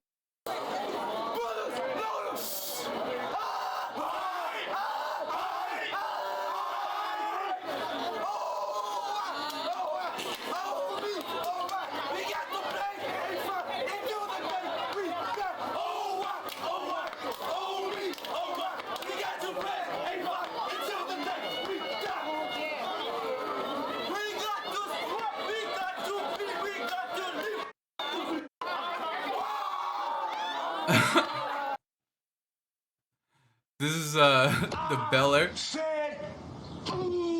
Boo! There must be some alphas in the atmosphere. I said, ooh, it's cold in here. There must be some alphas in the atmosphere. I said, ooh, it's cold in here. There must be some alphas in the atmosphere. It's like ice. Basically doing what Aiden Ross does, but he's actually black. I see. I get. Okay, I get it. There was no stopping the rise. It didn't take long before he was one of the biggest. Why is he taking his socks off? His stream went from 2019 averaging 1 to 200 viewers to 2021 with 10 to 20,000, and by mid 2021 he was hitting stream peaks of 250,000 concurrent live viewers with averages of 100,000 or more. This continued. I forgot about that time, making him not only one of the biggest streamers on Twitch, but one of the most live broadcasts available on the entire internet. Do you want me to rub your nut sack? I think we should be fat. Can't say that word. They asked you a question. Stop! Snaggimo, stop! Stop! Snaggimo, don't do it. Mom was a bitch. Aiden's content style, and of course his no, bro, don't get my hair wet, please. A factor in both his success and the roadblocks he faced along the way. Due to the nature of his content, he was sometimes banned on Twitch for things that were somewhat out of his own control. This is a knock against Twitch's rules and how they uphold their terms of service inconsistently in some cases, which they have been criticized heavily for in recent years. But given that he knew this was the system he was operating within, did very little to prevent it from happening further. Wait, how old is this resulted kid? in 7 total bans in 3 years on the website. But Aiden was young, saying or doing some. He's only 22 years old. No fucking wonder. He was able to continue his ascendant career. All these kids are so young. Towards the end, honestly, I don't think you get super big on Twitch without bans. If I'm gonna be honest. You either have been making content since like 2009 and has just slowly amassed an audience that has like grown with you, or you get banned constantly from doing the type of content that you're doing. And that's how it seemed like you get really big. Things even settled down and it looked like Aiden might grow into the fame, becoming less controversial, and maybe even a good role model for his millions of young fans. Oh no. Things, however, were gonna get real weird. And I'm one of the greatest men on the face of the planet. So I know it works. I'm the product of it. Yeah, I've conquered the internet. The internet is mine, all of it. Internet. In late 2022, the entire of the internet was captivated by the overnight success of a single human being, Andrew Tate. Bought my neighbor's house. While we're all distracted by trumped-up charges, Wall Street is quietly buying up your homes, and by 2030, we'll own 40% of them. Bloody Damn! 40% of all the houses, dude! You're not mad? Trump.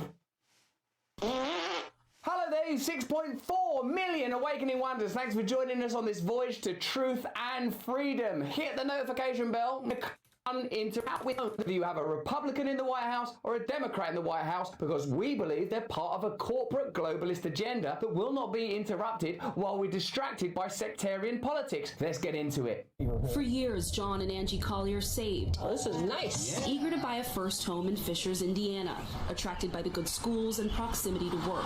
But pursuing the American dream has proved daunting, as real estate investment groups buy up houses in cash and rent them out, in some cases, to the very families who dreamed of owning them. In a sense, it is our sweetness and innocence that defines us. We don't fully understand the way that the financial world works, that houses are being bought up, that agricultural land is being bought up, that pharmaceutical companies spend as much money managing the prices of their stocks by investing in them, by buying them back, than they do investigating new and potentially beneficial drugs. We live on a layer of reality that prevents us from accessing the bigger and perhaps more significant picture when it comes to determining the outcomes of our lives. And here, when it comes to those most basic of amenities, the basis of Maslow's pyramid of needs, shelter, even there, true power is getting involved. True power is buying up property. True power may prevent you from having a home. In January, 33% of all homes purchased in the U.S. were bought by investors. 43! Illuminati! Illuminati! Often Wall Street-backed companies with multi-billion-dollar funds. The Colliers currently rent in a town near Fishers from one of the nation's biggest house rental companies. I'm guessing that the Colliers are just an example, that the Colliers aren't the news. What are the Colliers doing today? Oh my God, he's left her! You bastard Collier! 4 times in recent weeks, they've been outbid by investors with all-cash offers. It can be, discouraging when you get overbid by, companies. How do you save when you're spending $2,200 a month just to rent? In a sense, what they're intelligently, I suppose, on the mainstream media news doing is using the Collier family to represent an ordinary American family and demonstrating how the difficult to observe move. Oh, they're fair. I mean, we were spending about $2,200 a month in rent, so I can relate with that. Of the financial industry and the increasing cost of living are affecting ordinary Americans. What the mainstream media will not be able to do is what we will do, is tell you exactly why this is happening and what is required to stop it. So these companies have you on both ends. Yeah, it's definitely a conundrum. Good old Mr. Collier, smiling his way to homelessness. Actually, I quite admire his spirit. Can I come and live with you, Mr. Collier? Yeah, sure. You seem like you might be quite high maintenance. I actually am. In some Fishers neighborhoods, investors own more than half of the homes, according to realtor Laura Turner. This is one of the neighborhoods that investors have really targeted. They're coming in, they're buying it at cash, and then they're going to hold them as rentals. Remember something as fundamental as Julian Assange's claim that the function of government is to extract public money and put it into private hands. And these sort of simple maxims help me to understand the nature of reality, i.e., in this instance, the function of real estate development ought to be to provide homes for ordinary Americans. And one might imagine that in the 1950s, for all of its cultural problems and challenges, it was a simpler metric or mechanic that existed between the construction industry and the American citizen or consumer. But now the financial industry has become so deregulated and sort of terrifying and vast. It's like, hang on a minute, if we buy up all the homes, then we'll be able to profit by 5%. It's some terrible, terrible mathematics that's revealed that you should just fuck ordinary people to death. Fishers mayor Scott Fadness is frustrated by the surge of distant, faceless landlords. The surge of distant, faceless landlords. What's that coming over the hill? That's just the surge of distant landlords. But what about this featureless, blank expanse? Oh, they're faceless. Don't let that worry you, though. The fact that they're not participating in humanity. Oh, okay. Do you think they're going to be reasonable if I'm late on the rent? I don't know. Try and tell from looking at his face. So take, for instance, if you have a high grass and weed issue, a code enforcement issue, I mean, if they own 4,000 homes, who is the individual that you can go talk to about a specific problem? Excuse me, the plumbing's not working very well. After getting outbid time and again, the Colliers say they've given up on Fishers. Is the American dream still accessible? I think the American dream is changing. All right, what's the American dream? By definition, the ideal by which equality of opportunity is available to any American, allowing the highest aspirations and goals to be achieved.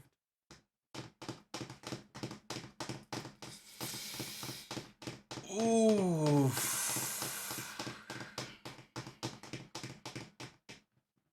I don't know about that one, buddy. Oh no, that it's called the American dream because you have to be asleep to believe in it. Our society may be going in that direction where we are getting further away from ownership, but I don't think it's the right direction. I actually think Mr. Collier should be in charge of the country. His upbeat demeanour is exactly what we need right now. Okay, so this proxy war we're engaged in and the prosecution of Trump, which is a distraction from the fact that centralized government's never going to do anything about issues that are affecting me and you. Isn't that right, dear? That's right. How do you keep smiling? I don't know, dear. I don't know. Anyway, gotta run. We're gonna start another war with China. Oh, guys, do we really need to do this? Do we have time? Also, the shower stopped working. What? They've put in a bid on a home in a town farther out. Their American dream modified, not broken. The conclusion of the report can't be that the American dream is modified, not broken. Yeah. By definition, they had to settle, right? So technically, the American dream is dead, bro. Like, if their goals and aspirations were that they wanted to live somewhere the fuck else, but they couldn't because someone bought out the houses and shit, and like there's nothing they can do about that because they're not gonna sell the house. They're only renting them out. Then they're fucked. Their dream is dead. There's no dream. Terrible dream. Shit's a nightmare. The American nightmare now. Of compromise and centralized corruption and financial brutality and faceless landlords. We've modified the American dream now, so it's got this scary, faceless landlord in it. I think I'm not gonna go to sleep tonight. Institutional investors may control 40% of US single-family rental homes by 2030. Good night. The single-family rental industry got its start with government backing in the fallout after the 2008 financial crisis. Never let a good crisis go to waste. The thing we learned here is you can really exploit single families. Well done. Lesson learned. Thank you. Oh, and will I be going to prison for my part in all this financial travesty? No, just focus on exploiting those single families, as I say. It was that rare opportunity that attracted the institutions to build a portfolio out of these foreclosed properties, said Stephen Zhao, an assistant professor of finance and managerial economics at the University. Institutions to build a portfolio out of foreclosed properties? So banks loan money to single families. Those same single families couldn't afford their loan. So billionaires come in and swoop them up at a discount and then rent them out to those same single families that can't even afford the rent. Is that what's going on? Or did I miss something? Foreclosed.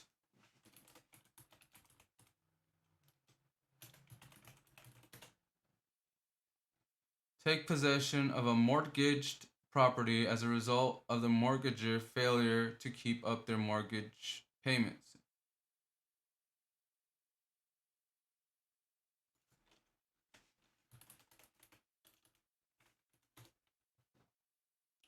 A legal agreement by which a bank or other creditor lends money at interest in exchange for taking title of the debtor's property, with the condition that the conveyance of title becomes void upon the payment of the debt. Okay, so they get a mortgage.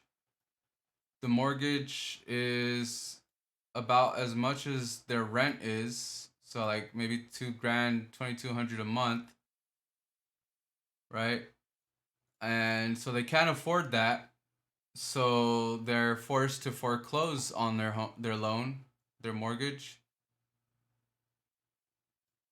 And then those same billionaires, those same banks, billionaires, they come in, swipe them and say, hey, you want to continue living in that house that you lost? It's going to cost you the same as your mortgage, but the difference is now you have to pay it forever and you never get to own the house. Sound like a deal? Yeah? You like that? Yeah, I thought you liked that. University of Texas, Dallas. It's another example of what's a crisis to ordinary Americans or people across the world being an opportunity to the most dominant financial interests. We've seen this play out again and again. You know that's what happened in the pandemic. We presume that's what happens in a military crisis or indeed a war. And it demonstrates that there is a fissure between your lives and needs and the requirements, methods and agenda of powerful institutions. Well, at least it's just free market economics and it's stuff that's not costing you any money and you're not paying for it, even after the criminality of 2008 where you bowed out the people that plunged your country and you personally into economic despair. What's outrageous is your tax dollars are helping Wall Street buy up single-family homes, Representative Ro Khanna said in an interview with CNBC. Yeah, that is outrageous, isn't it? It's not like they're brilliant business and economic minds. They're just people that are operating in a legislative space that is deliberately unregulated, that allows what is essentially a type of criminality to take place. In the midst of this hysteria around the Trump trial, where because of a kind of minor technicality, money from the campaign fund was spent on hush money that might lead to this, can it be a misdemeanor or felony? While that's being focused on, stuff that should be a crime, like the deregulated corruption that led to 2008, the exploitation that's going to lead to your home likely being owned by a Wall Street bank instead of you or your children. No one's doing anything about that, and we participate in it. I participate in it. I find it hard to care more about this than I do Donald Trump. Oh, wonder what he'll be wearing. Will he have a pocket square? What shoes will he be wearing in court? Does it matter really? We should be focusing on this. Since the early 2010s, Tricon Residential, Progress Residential, American Homes for Rent, and Invitation Homes have each bought thousands of homes. Some of these companies are financed by private equity firms such as Blackstone and investment managers such as Pretium Partners. It's almost a captive market, said Jordan Ash, Director of Labour, Jobs and Housing at the Private Equity Stakeholder Project. They've been very explicit about how people are shut out of a home buying market and are going to be perpetual renters. I don't have enough of an understanding of... Yeah, so that's basically what I was saying.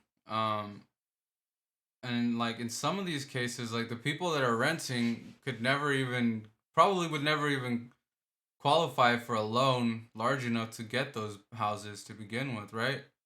So they're just like dumping them as renters right off the fucking bat. Global economics and real estate to determinedly tell you that it's best for you to own your own home. But I do, from a general moral and philosophical perspective, sense that what you want is authority and control in your own life. This particular issue seems to suggest that what's happening is that power and resources are becoming increasingly centralized. This is exactly what they mean when they say you will own nothing and you will be happy. They like to pretend, oh, it's just a conference, it's just a bit of fun. Oh, it doesn't matter that both the leader of your country and the leader of the opposition of your country are all going there and the biggest companies in the world are all going there. I'm not suggesting it's anything conspiratorial. I'm not suggesting it's anything other than PR for the globalist agenda so that the solutions to the problems we all face can always be presented in a way that won't disrupt the agenda of the powerful. That's exactly what I'm suggesting it is. But the ideas that emerge out of there are ideas like this. And if you spoke to these companies like, you know, Progress Residential, American Homes for Rent, there'd be someone nice that you'd speak to that would tell you that they're going to provide better homes and better services and all that kind of stuff. But you're a person, you live in reality, you know what your experience is, you know what happened to your family and you and the people you love in 2008, and you know what this centralisation of resources and power is going to lead to for you. And it isn't good, is it? Although, dear old Mr. Collier, he'll smile his way through it. Okay, dear, we could just live in this pile of dust. I could heat you up with my breath. Maybe if I can keep laughing. These tears, we can use them to bathe our sun.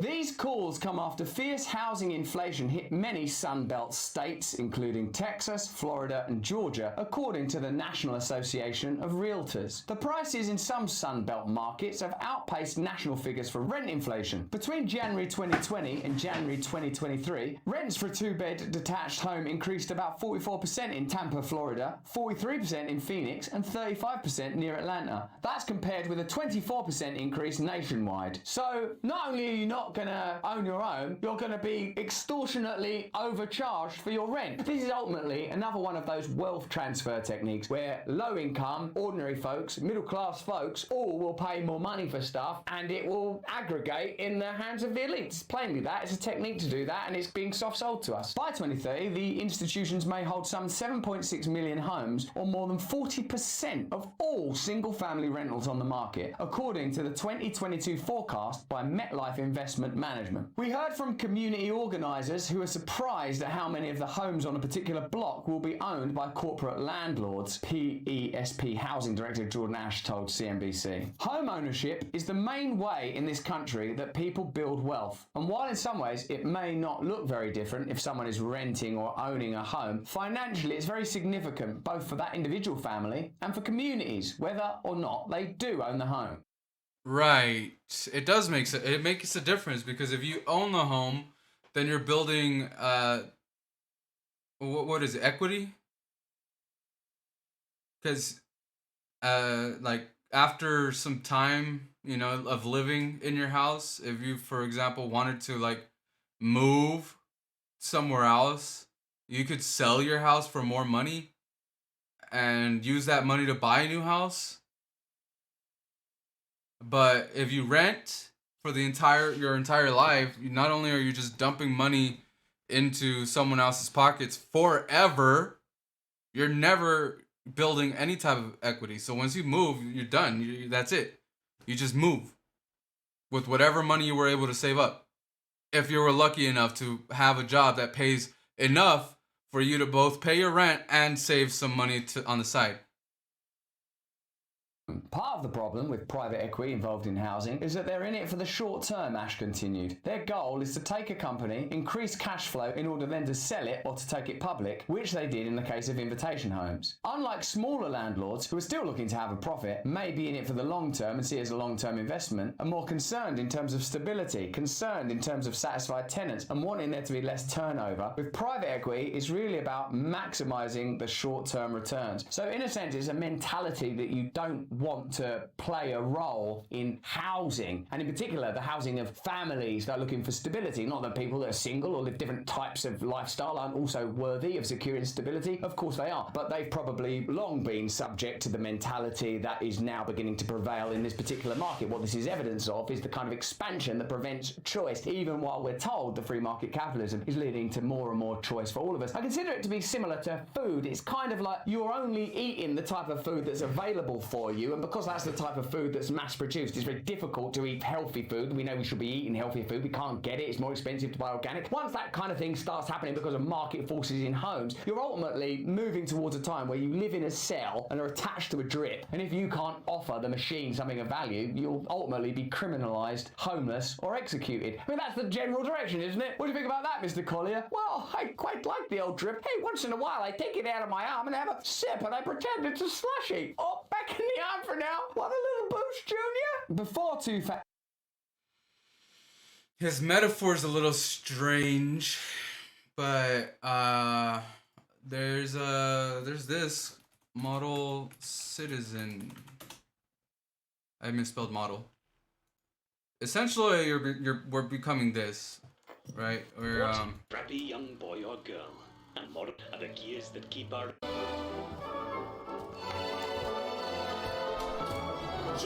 Greetings. And Junior's just been tucked in. One day, Mrs. Robinson, duty called. Time comes.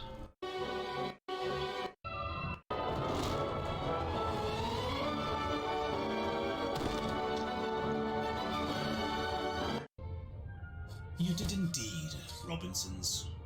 True. I'm so proud of him. We did good. You did indeed, Robinsons. True model citizens.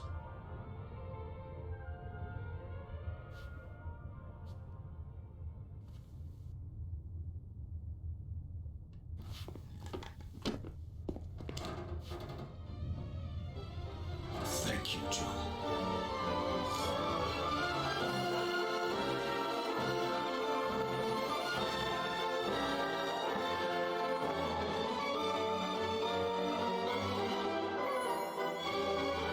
Most apologies, Robinsons. Duty calls. I'm afraid auto rail is hardly automatic.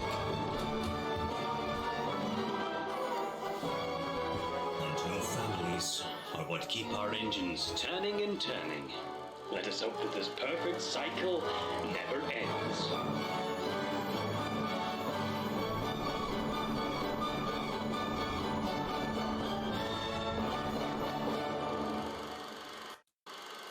This is David. I hope you all enjoyed my return to Autodale. So yeah, that's essentially what they're trying to like.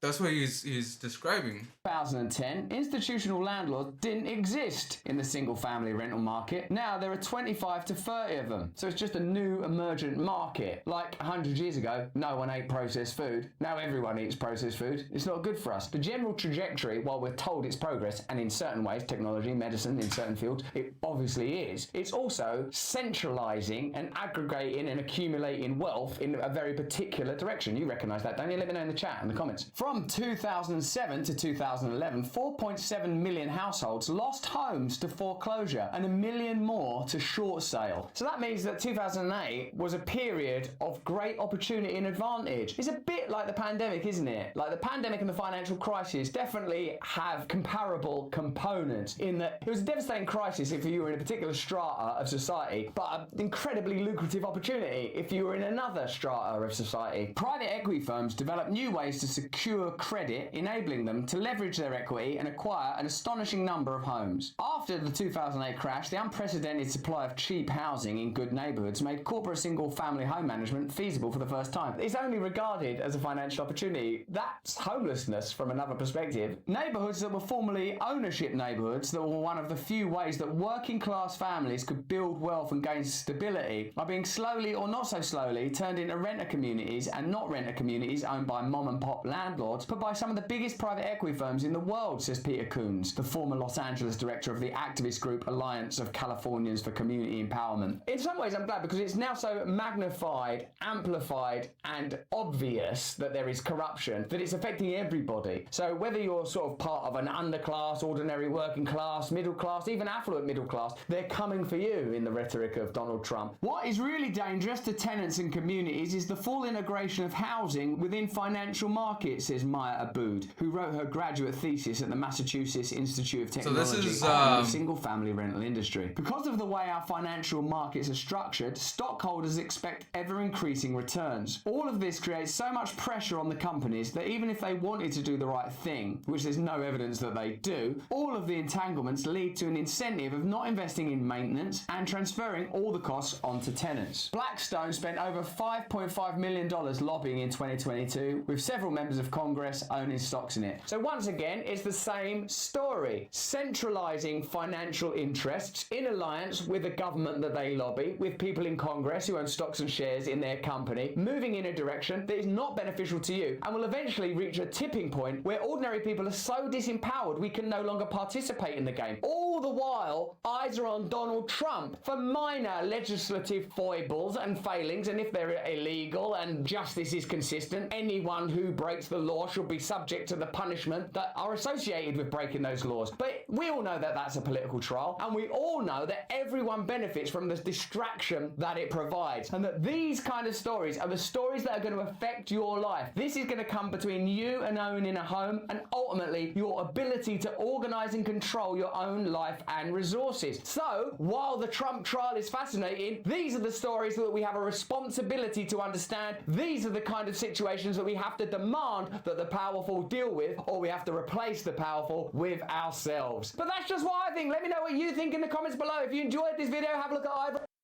Yeah, dude, that shit's rough. A lot, like, so, let me see, how many?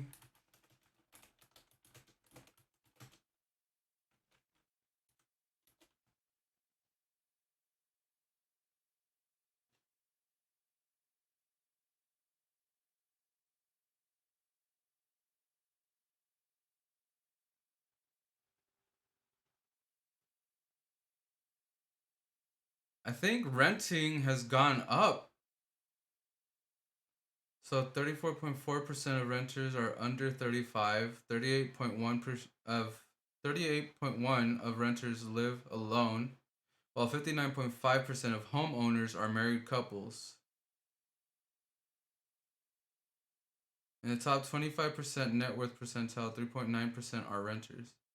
The typical U.S. renter is 39 years old, has never been married, with at least 4 years of college education, and earns a median annual income of $42,000. National median rent exceeded $2,000.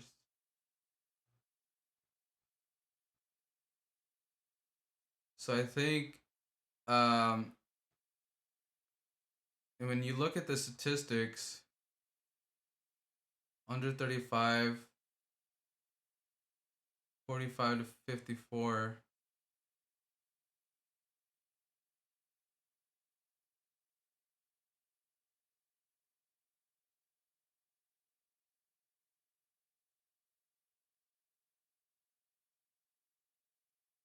These are still insanely large numbers.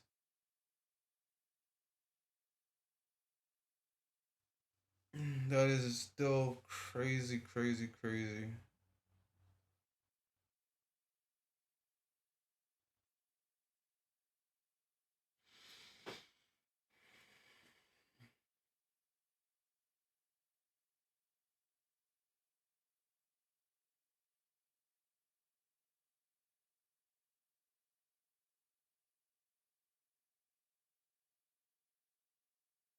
So I think the fact that there's so many renters is why it looks like, you know, just buy up all the houses. They're not buying them anyways, you know?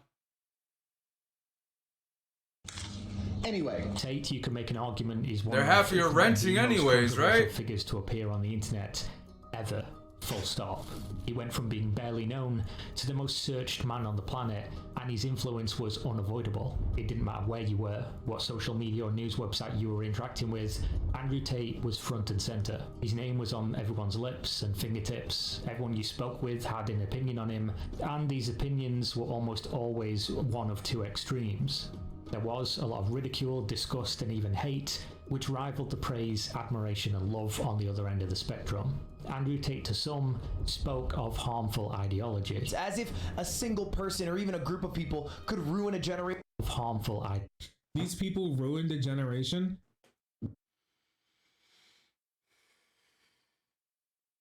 iDubbbz, Ethan, Georgie? Who's this guy? Had that crazy, it was cool, maybe, but like he kind of like rode the train. That dropped. Ideology. Sunglasses on, had his hands like this. Whenever the girls would talk, it's so sad. It's so sad when both of them find it's so sad that you can see that both of them lack father figures. And then Andrew Tate comes in with the money and the clout that they want, and they're just like, I gotta mirror this guy. I gotta be just like this guy. She would not look at that. To some, he was spreading a hateful message that the world didn't need to hear, and to others, he was speaking truth that society had told them they were unable to speak. With such a polarizing figure rising to prominence, there were clear lines being drawn in the sand, and this was going to change discourse on the internet, potentially forever. This division amongst people was based on an ideology which can be boiled down and simplified to the blue pill versus the red pill, a commonly used metaphor that evolved from popular Hollywood hit The Matrix. You take the blue pill, you stay connected to the Matrix, believing whatever the system tells you. No, he's a normie. I don't think he's a leftist. I think he seemed like a normie to me. Of the system. That is how the movie presents the concept and how it was later co-opted. Starting out originally as a political metaphor, usually heavy on conspiracy theories, and later evolved in use. In modern day, red pill is often used within the area of the internet referred to as the manosphere. Tate and people like him operate within that sphere, using red pill to describe their philosophy on life, the truth of their existence, so to speak. Depending on who within this movement you speak to, the parameters of what constitutes this truth will differ, but at the center of all of it, the belief is that women have changed. Yeah, it's like we're playing Binding of Isaac. Way too many pills. Dating is bad for men who are even oppressed by these changes. Of course, the original conspiracy theory aspect remains entrenched in the movement to go along with it, and the red pill widely spreads harmful messaging around things like vaccination and most established systems. By established systems, what I mean is the Matrix, because that analogy continues to run deep within this space. The Matrix is trying to control your mind. They're very good at it. That's what they do to control all of us. You have to break the trap. Do you want to escape from the Matrix? Listen, I already did. You haven't.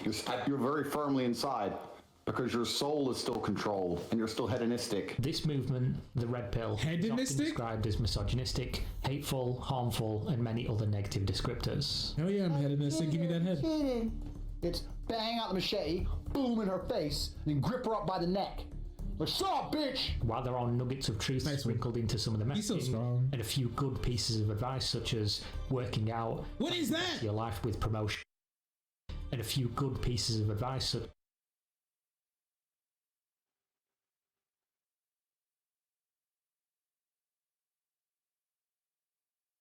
Are those like 40s? 30s? What's he doing? What workout is this? I'm kind of thinking, like, what workout is this? I don't know, This is just a regular bench press. Guy, come on. This is nothing outrageous. It's just this, like, how heavy are those? They don't look very heavy. And what workout is this? It's like a chest press?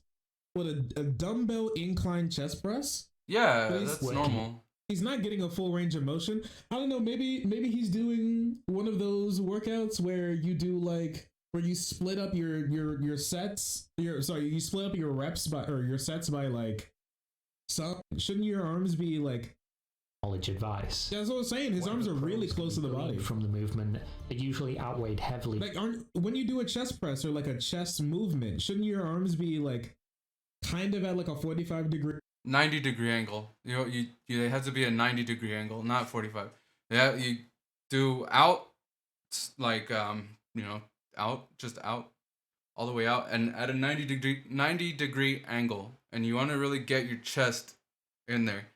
You really want to push with your chest. You don't want to be pushing too much with your biceps or your what's it called? Your biceps or your deltoids. Angle, so they're more in line with so your like arms are more in line with the chest fibers, like around there when you're doing like a chest movement. Yeah, your pectorals. Yeah. No, he's got a point. He did have bad form. That was a really bad form. Let's go back to that. Yeah. Like a bench elbow for half of them, like split maybe chest press. Workout. What is the headedness? And a few pieces of advice was working out.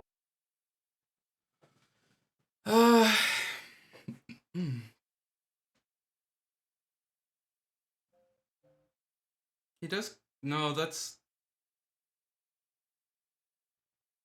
not it. That's not right. He's not doing it right. What is that? Your life with promotion. And a few good pieces of advice. What's he doing? What workout is this? Like a chest movement, and then the opposite. Weird by the base who see it as a place for men to better themselves, but they are drowned out by the more popular narratives which come with the harmful rhetoric. The issue is, due to most of the current social structure, the internet, how easy it is to fall into an echo chamber, the depression and suicide rates of particularly young men, and the many other social issues, the Red Pill movement, and in particular what is seen as their golden god, Andrew Tate, has taken hold on the minds of tens, if not hundreds of millions of men. This is truer for younger men who don't have the experienced worldview to question certain harmful aspects, and so when you're doing those, you don't want to use your deltoids or your biceps, and that's what I was saying. You want to move your pectorals, your pectorals.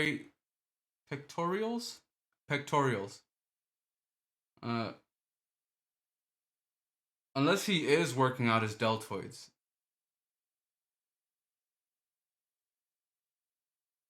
In which case, I guess that's what he's doing. more likely to be influenced, as well as some older men who have lived a life that has disappointed them. They're looking for something or anything except for themselves.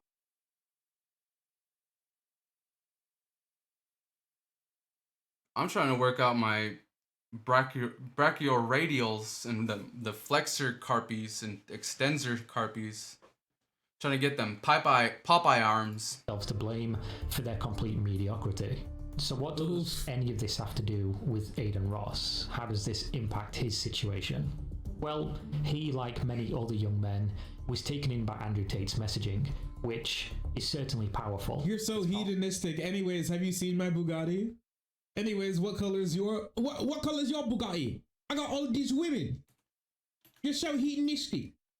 Part of the traditional male fantasy, after all. A man's man. The cars, the clothes, the money, the fighting, and the women. This took hold of Adin, and he saw in Tate a man who not only was to be followed, but emulated his... Yeah, what's up with that? What's up with that? That's kind of that's pretty hypocritical of you, Andrew Tate, being so hedonistic.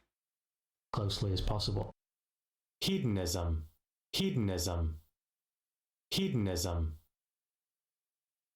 Adin leveraged his connections and online clout to get in contact with Tate, which Tate of course facilitated, probably due to the size of Adin's audience. Extra clout? The perfect demographic. He was like, clout? Online multi-level marketing program called Hustlers University.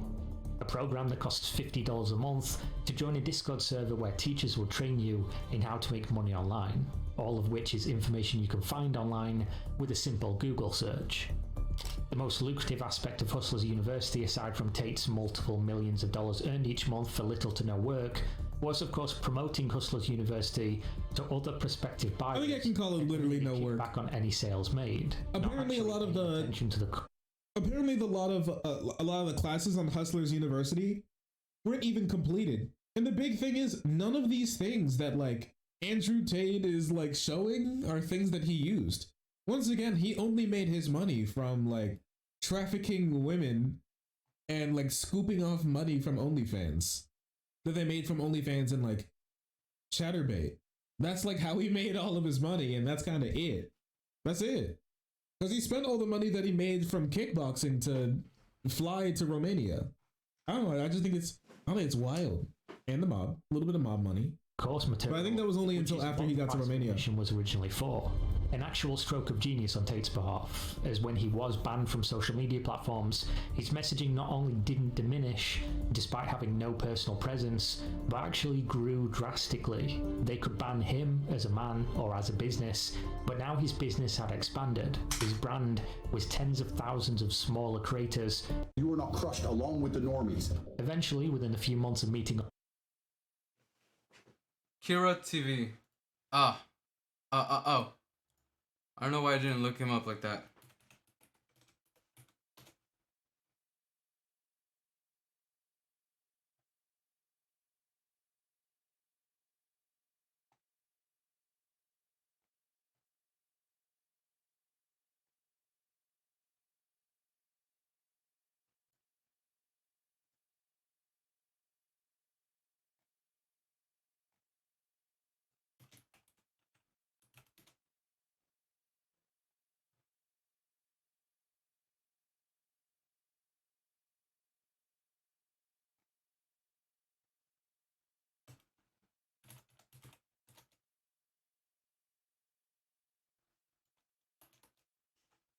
Bro, why is this video so hard to find?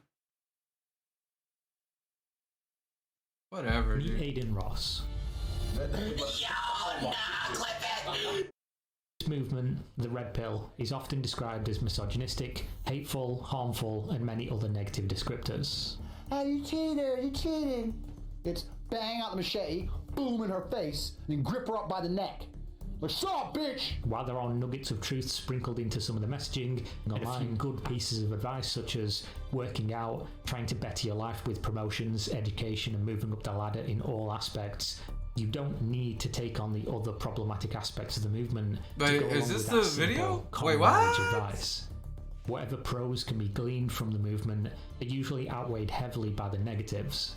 Though of course it does stand to reason that there are some more reasonable people within the space who see it as a place for men to better themselves, who is, due to most of the current social structure, the internet, how easy and the many other social issues has taken hold on them who don't have the experience, as well as he, like many other young men, was taken in by Andrew Tate's messaging. This man, as closely as possible. Still, a program that costs $5 each month for little per half. I'll teach you exactly what to do to make sure you are not crushed along with the normies. Thousands of charismatic him for trying to break out. They were after him for speaking the truth that the agents didn't want his audience to hear. And Pat and that one of which having Twitch allowed as a debilitating gambling addiction, he would be starting his own streaming website. For context, Train was paid millions of dollars monthly to promote Stake, and he's almost certainly dealing with a debilitating gambling addiction, making this ban not only an attack on his revenue, but his ability to constantly feed that addiction. This was the circumstances that spawned Kick, a website that fundamentally, from an economic perspective, makes no sense, until of course you examine it is owned and operated by the CEO of Stake.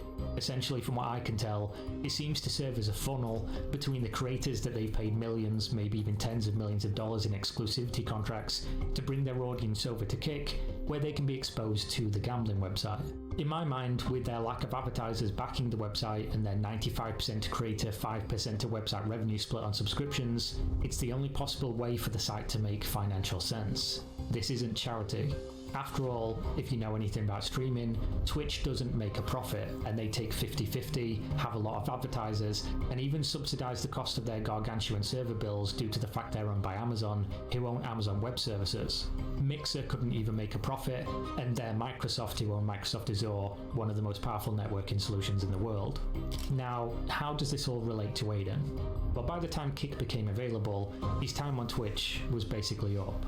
Of his own making, of course. He started to tweet things that he previously would not have done. He started to say things he previously would not have said. And this...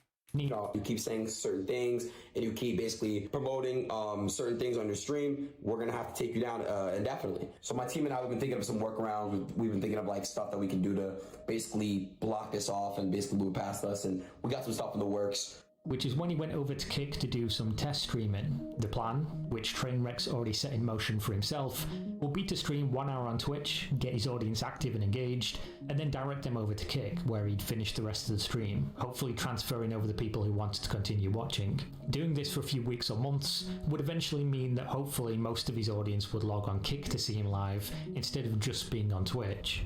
Unfortunately, Aiden's idea that because he was on Kick he could do or say whatever he wanted and Twitch wouldn't care was completely incorrect.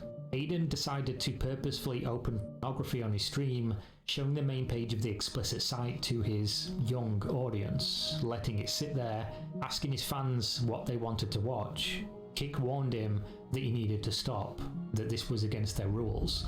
Though of course he only got a warning for that? They were currently courting him for a massive exclusivity deal for the platform.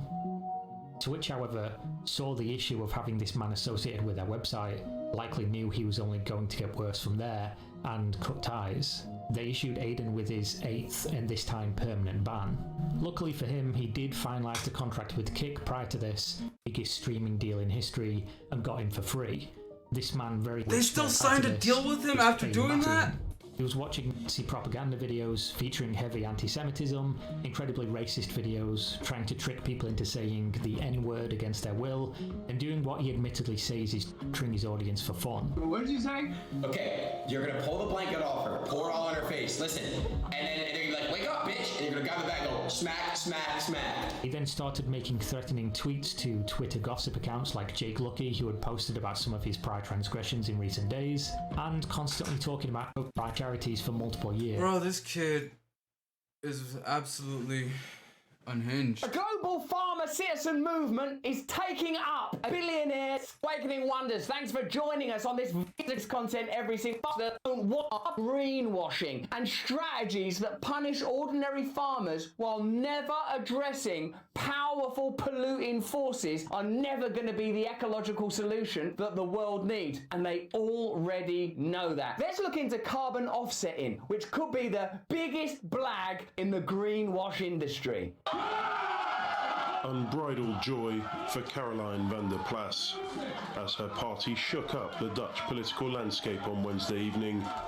Founded just 4 years ago. Alright, this is gonna be the last video and then I'm off. Projected to be the largest party in the Senate. Political movements that began just a term ago in most democratic nations, it could be the largest political party. That is cause for optimism. Hello, I'm Russell. Of course, the media establishment are going to have to find novel, new, or old-fashioned ways of condemning it and undermining it. But the simple fact is this: many of these are mission-cutting strategies that claim to have the best intentions, and in some quarters might have the best intentions, are being used to serve a centralising agenda, i.e. Dutch farmers are losing their farms, and the most powerful and biggest polluters in the world are able to use carbon offsetting and other greenwash techniques to avoid the penalties that are destroying the lives of ordinary farmers. Let's get into it. The BBB grew out of the mass demonstrations against the Dutch government's proposal to cut nitrogen emissions by 50% in the country's farming sector by 2030, a target designed to comply with the European Union's emission reduction rules. I think all of us that live on this planet would accept that the preservation and conservation of this planet is important. I think there's probably a conversation about the best way to do that. Do you notice that usually the strategies deployed penalise ordinary people rather than massive industries? Let me know in the chat and the comments if you've noticed that. Let me know in the chat and the comments if you're part of an agricultural community, if you've been personally affected by these edicts, like the farmers in India or Sri Lanka or the Netherlands or Germany or the UK that are affected by policies that ultimately, coincidentally, appear to benefit centralist, globalist interests rather than ordinary, diverse farmers. While large farming companies have the means to meet these goals by using less nitrogen fertilizer, reducing the number of their livestock, smaller, often family-owned farms would be forced to sell or shutter. Indeed, according to a heavily redacted European Commission document, this is precisely the strategy's goal: extensifying agriculture, notably through buying out or terminating farms with the aim of reducing livestock. This will be first on a voluntary basis, but mandatory buyout is not excluded if necessary. Now, I don't know if you know this about me, I'm a vegan. That means I don't eat meat and I don't eat dairy products and stuff like that, but I don't think that everyone has to be exactly like me. I accept that people have different perspectives. I also, I don't know if you know this, care about the environment, but I also believe that what tends to happen is that the strategies deployed, because of the way that mainstream political parties are funded, particularly in the United States of America, I would say, but presumably elsewhere, tend to be strategies, aims, and policies that do not disrupt the interests of powerful elites. And this seems like another example of that. Even if there is a requirement for change, that should be done consensually, over time, in collaboration with, and allowing people to maintain their interest in the land and the farming. It's no surprise then that the plan sparked massive protests by farmers who see it as a direct attack on their livelihoods, or that the BBB slogan, "No farms, no food," clearly resonated with voters. Agriculture currently accounts for almost half of the country's output of carbon dioxide, yet the Netherlands is responsible for less than 0.4% of the world's emissions. The country's farming sector is already considered one of the most sustainable in the world. Over the past 2 decades, water dependence for key crops has been reduced by as much as 90%, and the use of chemical pesticides in greenhouses has been almost completely eliminated. So it seems like Dutch farmers are doing pretty well. A similar ban on nitrogen fertilizer was conducted in Sri Lanka last year with disastrous consequences. It caused an artificial food shortage that plunged nearly 2 million Sri Lankans into poverty, leading to an uprising that toppled the government. Those white supremacist Sri Lankans! So if the Netherlands are only responsible for 0.4% of the world's emissions, who are creating all of these emissions, and why, oh why, is nothing being done to address that? The richest 1% of the global population have used twice as much carbon as the poorest 50% over the last 25 years, according to Oxfam. I guess some of that's lifestyle stuff, but what it demonstrates is that the focus ought be on the richest 1%, but oughtn't necessarily focus on people that are trying to make a living, connected to the land, people that are necessarily involved in food production. How could it not be collaborative? How could it not be be democratic. Thank God there is democracy in the Netherlands, and look at what's just happened. The BBB poised to become the biggest party in that country. So that's what people think and feel. They must be stupid or racist or something. Billionaires have carbon footprints that can be thousands of times higher than those of average Americans. Just 100 companies have been the source of more than 70% of the world's greenhouse gas emissions since 1988. Now, of course, large companies that manufacture loads of goods or are involved in energy or big tech are going to have big carbon footprints. But partly what I would argue for is a demonopolization of those spaces, of those institutions, of those corporations, and for them to become democratized, for them to become localized, to recognize where is it beneficial for those kind of corporations to have centralized power, where would it be beneficial in Congress owning up to $93 million in fossil fuel stocks. So you can see that there are institutional connections that is carbon off largely worthless. Global Heating, Shell, Gucci and other big corporations are largely worthless. And it's just not that interesting.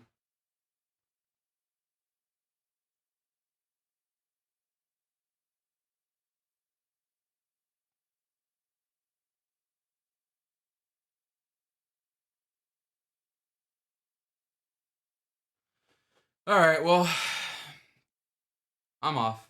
Thanks for stopping by, Oni, and I'm out of here. I'll be on tomorrow. No, wait. Tomorrow is Saturday, so I'll be on Monday.